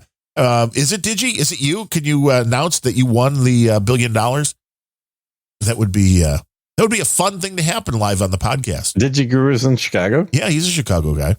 There's a lot of them. Do the one out here. A lot of Chicago folks. That's why when you come out, we'll have a big steak. Everybody will get together. We'll have an unrelenting meetup. Yeah, I think as soon as we get, what was it? We need a minimum of 3 oligarchs to do the meetup. Is that what it was? I think so. DigiGuru says the bimbo in front of me bought 100 lottery tickets. See, could have been her. Although it wasn't at that you weren't at the Des Plaines gas station, were you? Because that would be a little too coincidental. We do have a few. Hey, speaking of shows, before you get into Boostergram, speaking of shows, so we have a. That was nice. Yeah, what are you doing? I'm trying to play an instrument here, just like John. Oh well, he does it better. I think he has more training on these instruments. These like garage sale tape instruments. He likes a good recorder. I was good. Yes, super good. I mean, almost barely like 4th grade good. Damn. So I was. Don't worry, he doesn't listen to this show. You know how there's a guy that keeps donating money to us because we're his drinking buddies. Yeah, Sir Joshua, the historian. So Sir Josh is who was a guest on Sir Gene Speaks a few episodes ago. Oh, that show's still going on. Is getting ready to spool up his own podcast. That is very cool. On American history.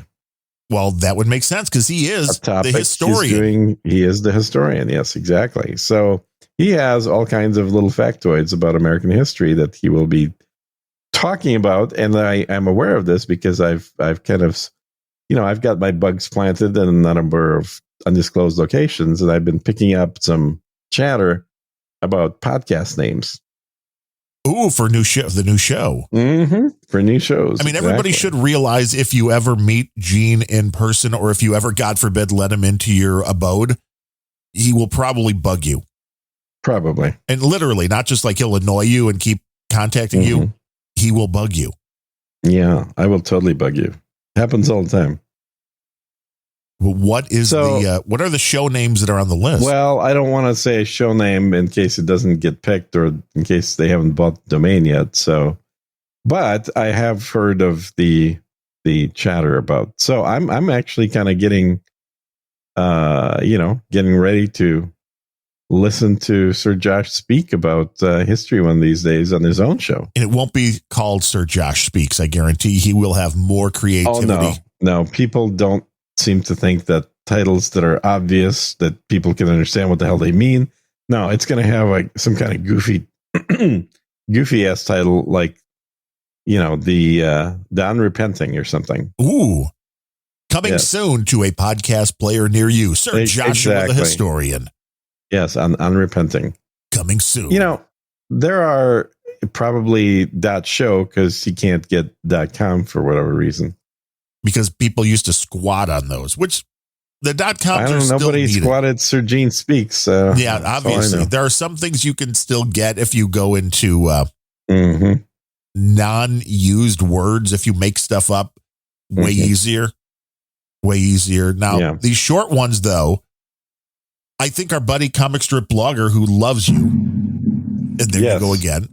Well, I heard his name, so I had to make noise. He pointed out that, on his domain, which is a .lol, he's like, well, you should say www first. I'm like, well, wait, nobody's had to say www. Yeah, exactly. Dumbass. But the reality is he's right that people don't, when they hear rnr.show or unrelenting.show, I think a lot of people don't realize that's a website.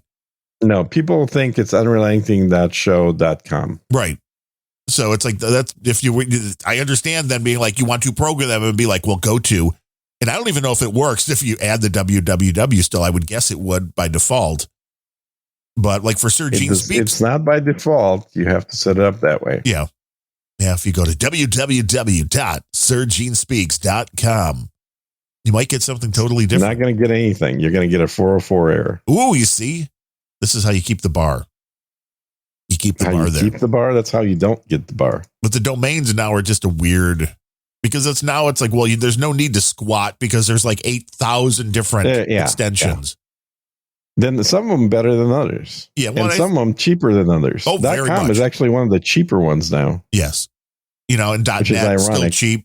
.org, which used to have, there were some hurdles you had to be in order to qualify. Now you got that for everything. Mm-hmm. And, but most people, I still revert to .com, but I think that has been diluted now. I think there is enough where people are catching on, but knowing what the extensions are, and I've mentioned this before because I do a website for one of my buddies' restaurants, which is a breakfast place here in the Chicago area, which we got that place, the domain Katie's.kitchen, which most people, it's like .cooking, it's like, well, what's a .kitchen? But there is a .kitchen extension, and the name of the restaurant is Katie's Kitchen. So it made sense to be like, well, this is even better because you don't even need, the extension is part of the name. But I know that people would be confused as hell if you were like, well, what's your web address? Katie's.kitchen. Well, no, I understand that's your name. What is what's the web address? Yeah, exactly.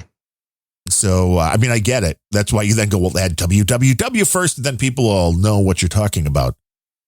But if you're in the Chicago area, we're not sponsored by them, but it's a great breakfast if you're in the Chicago area. I will definitely check them out when I'm in the Chicagoland greater area. And we'll know when you are, because it'll be an event. Will you?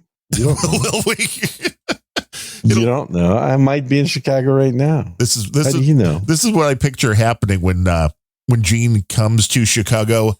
It'll be 8:55 on a Friday morning. I'm ready to do the show, and I'm like, Gene, you got a link? Hold on, somebody's at my door.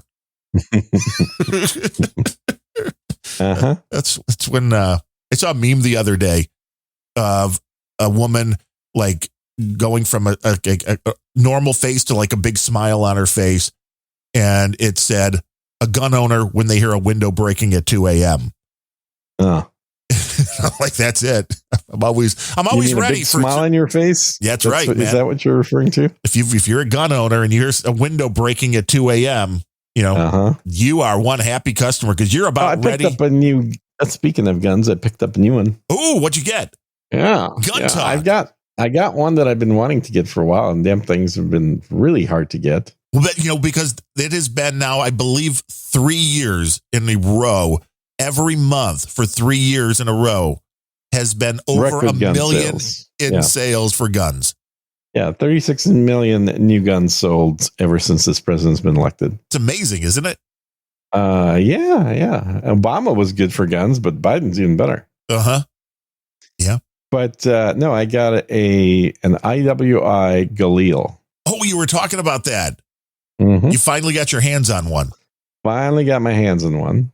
So I've been wanting to get one for a while and finally managed to find one. A brand new one. I didn't want to get a used one. I could have done that, but I wanted to hold out till I got a new one. I'm liking this thing. This thing is really nice. For people that don't know what it is made by IWI, which is the Israeli weapons industries. They make all the cool toys in Israel. And they know their stuff. And yeah, they're good. I've got 2 other guns that they make. And is this a pistol? This one, Technically, Okay. yes. Let's call it that. Yes, it's a pistol because it is shorter than 16 inches. So it by definition is a pistol. But it is the best version of the AK-47 that you can get. So is this the Galil Ace pistol? That's the one, yeah. Mm-hmm. 7.62 NATO with You got it. stabilizing brace. I mean, do you have the stabilizing brace? Not NATO. It's a 7.62 Russia, not NATO. Oh, well, that's different. 7.62 NATO, 7.62 by 51, which is a 308 cartridge. I also have one of those, but not in this gun. But no, this is the 7.62 by 39, which is a traditional Kalashnikov, standard caliber. So if you're knocking on Sir Gene's door at 2 a.m., be ready. Yes, Sir Gene will have a big smile on his face if he hears the window break. Have you taken this thing? I'm guessing you've taken it to the range and you. I have not. I just literally got it yesterday. Ooh, so that'll be a report. Yeah. I mean, definitely get a little video of this thing when you take it to the range. Yeah, I need to do that. I'm going to be done with my job in exactly a week. And then I'll have more free time. So next Friday is your final day? Yep. Next Friday is my final day. Wrapping it up. So then we'll really need to up the donation game on this show. Yes. I mean, Sir Gene will not have a source of income any longer, people. Yeah. Well, welcome to the club. Uh-huh. We do have a few people to thank. Kevin Seifert, number one. I mean, he started that $5 a month donation a couple of months ago. And I bet you he never thought I would be the number one executive producer on the show. This is 2 weeks. This is 2 weeks. Well, that's because you weren't here last week. Well, of course, because you weren't here last week. And I'm like, why do I want to talk to this other Ben guy? Yeah, but I was getting rejuvenated. I don't know what the hell you were doing. I was also getting rejuvenated. Uh-huh. But it was nice to be like, I don't have to talk for a little while. Which was nice. Fully self-imposed on your part, I might add. And I would have enjoyed talking to Ben, but it's like this show is different. I mean, Unrelenting has not been a news show. It's not been politics. It's not been tech. This is just you and I talking. So bringing somebody else in. This is the Seinfeld of podcasts. Yeah, it just didn't feel right, and it was okay. A show about nothing. Taking that week off. I mean, you say that, but next time you're gone, I'm definitely bringing a guest in. You can. I mean, that's fine. I'm just lazier because I have a few other shows per week that I do to add to the. Yes, you do. Although now the scheduling is a little different because the wife used to always be off Tuesday. So that was our day to get like stuff done and run errands and all that. Now it's she has the weekends off. So Tuesday I've got to find something to do on Tuesday now. So who knows? I may start another show. Is she still going to allow you to do the Sunday show? We can expand this. Oh, the rock and roll pre-show. Sure. Mm-hmm. Yeah, she'll just go play with Lego or something. And oh, yes, that's right. You got her some of those Legos to play with. The 2 hours on Sunday, where do you go on Sunday? We go into brunch? Yeah. Getting that in, then listening to No Agenda or, watch the NASCAR race, which I've been doing now. So it's kind of like do the rock and roll pre-show and then watch NASCAR and then catch up. You don't actually listen to No Agenda. You just watch NASCAR. Right. And then I catch up on No Agenda, which I've tried listening at the faster speeds, and that is weird. But I'm getting it. It's ooh, don't let Adam hear you say that. I know. I don't like it, but if you're trying to absorb the information, I haven't yet tried just running through the transcript and trying to get the stories that way. Because I know CSB loves the transcript stuff now, and I think he made a good point because he added something to Podcast Index. Which, if you haven't been to podcastindex.org, you should check that out. Great open listing for all podcasts out there. And CSB added the ability for right in the interface on Podcast Index, if a show has a transcript, you can click a button and the transcript will come up. Nice. Which is very usable, not if you're a regular listener to a show as much, unless you're trying to find an exact part. But if you find a new show, and you're like, well, what is this about? opening up the transcript could be very helpful in just going down and scanning, like, what are they talking about? So I thought that was kind of a cool idea. Yeah. And the whole podcasting 2.0 stuff, there's a lot of stuff that is trying to make it easier for people to consume this stuff in different ways. And transcripts definitely a big part of that. And I do transcripts now more than chapters because transcripts are automatic. Yeah, exactly. That's what I've been doing. I've mostly given up on chapters because it just requires too damn much time post-production. And but I still do the transcripts because they are automatic. Yeah. It just happens. And it is also a nice way for people to be able to find stuff. Mm-hmm. But getting back to Kevin Seifert, thank you. We have a few boostergrams that came in during the show, including NetNet, who says, I love Undiagnosed with Sir Gian and Dr. O. Well, see, you're a Sir Gian. I like that too. Yeah, and I'm Doctor. So I could be like Dr. Johnny Fever. Best doctor out there. The comic strip blogger, though, also comes in 4848 sats. He says, stay strong, Ukraine. Poland stands with you, Ukraine. But who's standing with Poland? I mean, what about Poland? Yeah, exactly.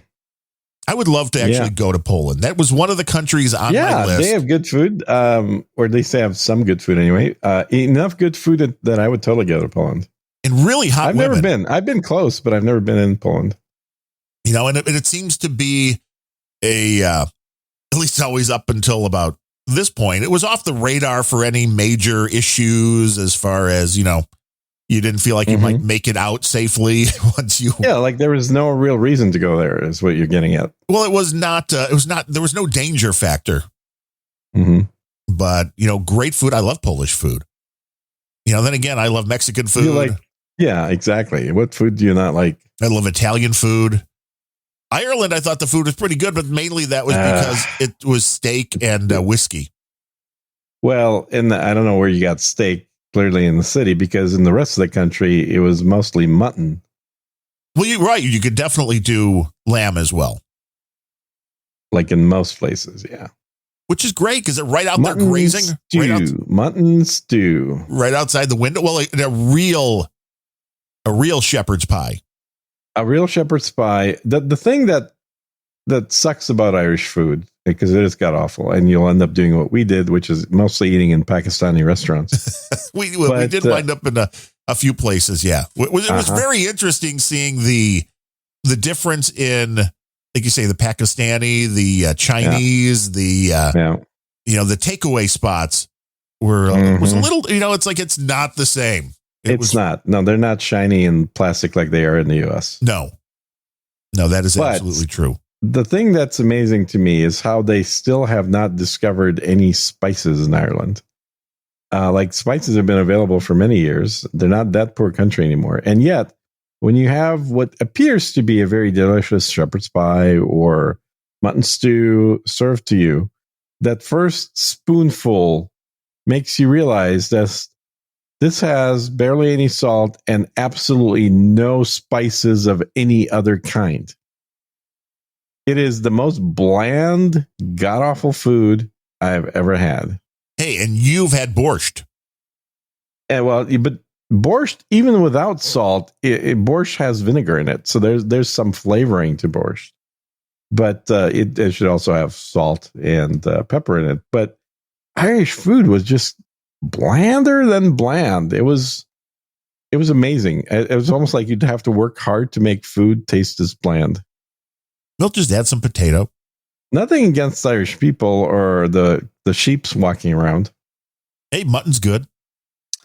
Yeah, they look cool too. I kind of like just seeing little white dots everywhere on the green grass. Just moving around. Barely moving around. We had breakfast the one morning at the Hotel Europa, which is the most bombed hotel in all of Europe. So Is it really? Yeah. Well, the troubles in Ireland were a real thing. I mean, were you in Northern Ireland? Or? Yeah, well, both. Yeah, we were in Northern Ireland. This was in Belfast, the Hotel Europa. Yeah, and I couldn't get a visa for Northern Ireland. They wouldn't let you in back at the time. A couple wanted posters out on the walls. Yeah, I could get into Ireland though. It was a buffet breakfast, and the greatest thing, I may have mentioned this before, was when you hit the little Irish oats oatmeal section. Mhm. There was a bottle of Powers whiskey there to put on your oatmeal with a little brown sugar. Oh my God. Uh-huh. Oh my God. I'm like, wait, this is genius. A shot of whiskey in the oatmeal? In the oatmeal. Oh my God. So good. What, you've never tried that? If not, I've never tried it. That sounds interesting. yes. Yeah. I like adding a little brown sugar to get a little sweetness in there, but the little brown sugar and Irish whiskey in your Irish oatmeal, absolutely delightful. When you make oatmeal, which I'm sure you do every week? I used to a lot more. I need to get back to it. The lemon thing. I've done lemons the last 2 days. I'm getting hyped on it again. Good. I need to get back into it as well. I haven't done that lemons in about 2 weeks. So the lemon thing, I think it got me confused now. The oatmeal. The oatmeal thing. Do you use water or milk? Water with the Irish oats. Okay. I'm sure you could use milk if you wanted to. I've generally used milk because I like the thicker consistency that you get with milk. But technically, you could use water. I mean, that's what the peasants used to use. Yes. Well, yeah, the milk is adding a lot of fat into it, which makes it taste. It depends what you're looking. If you're looking for taste or whether you're looking to, a lot of put the healthy quarter stick of butter in there, right? Some good Irish butter, right? Well, yeah, you add so you add the shot of whiskey, little salt, a pat of butter. It has to be Irish butter, and quarter stick. You mix that all together, and it is delicious. Yeah. Maybe some sheep's milk. And I do love the black and white pudding. I mean, the black pudding especially made with pig's blood. I mean, it's one of those things where when people talk about it, people are like, why would you eat that? It's because it's delicious. No. Yeah, I would agree, actually. I think black pudding has a kind of off-putting, get it? Yes. Kind of a thing to it, but it's actually pretty tasty. It's very tasty. I mean, people that won't eat black pudding, it's like, you ever have a hot dog or bratwurst? Oh, yeah, those are great. Like, what do you think goes into that? Well, and I generally will eat steak tartare, and my fillets are blue. That. So if it ain't bleeding, I don't want to eat it. Yeah, that's an ISO right there, too. Yeah, it is, right? But thanks to CSB for his boostergram, and Pfeiffer with the boostergram says, won $4 on the Mega Millions. Here's your cut.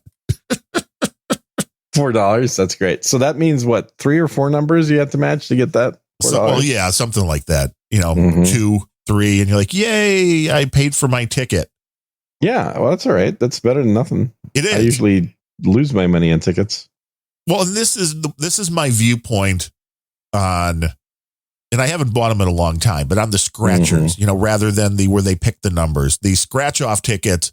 I have a simple theory, which is, go in. And if you're going to buy $20, $50 of tickets, whatever you're going to do, you buy that. And if you win anything on those that isn't like thousands of dollars, you reinvest. So if I spend like $50 and I win like 300, it's like, well, go buy 300 more in tickets because you might win the bigger prize. I don't like that's a guaranteed way to lose all your money. Yes, of course. It's like, it's go big or go home. It's kind of like doing the doubling bet system in Vegas. Every time you lose a bet, you double your stake. If it's the same bet, though, you're only making the same amount more, where with the lottery, it's like, well, you're going for the big prize. Yeah, and your odds of getting it are 0, but yes. It's very low. Absolutely. Very low. Yeah, and this is my rule with lotteries, is that it is an idiot tax. See, Brooklyn just said that's called addiction. See, it is if you do it a lot. Yeah. Okay, here's what would make more sense. If you buy, $50 worth of lottery tickets and you win $200, take that 150 you won and reinvest it, but keep the original 50 then. Okay. So my rule with lotteries is don't play that it's an idiot tax, so treat it appropriately. So only buy a lottery ticket when it's at $1 billion if the plus. Winning amount is over 200 million. Makes sense. Because let the idiots out there get it up to that 200 million mark. Let them build the pot. Build it up. And then the bigger the pot, the more your odds increase. And if you win the lottery, remember us here at unrelenting.show. Yeah. Or even unrelenting in general. Yes. Be unrelenting. Yeah. What else you got? I mean, we're actually running over Are we time. done? Yeah. Well, okay. Well, let's just wrap it up then. Where's the play out music you got there? The play out music. Hey, same bat time, same bat channel next Friday. Gene will let us know what it's like to almost be unemployed.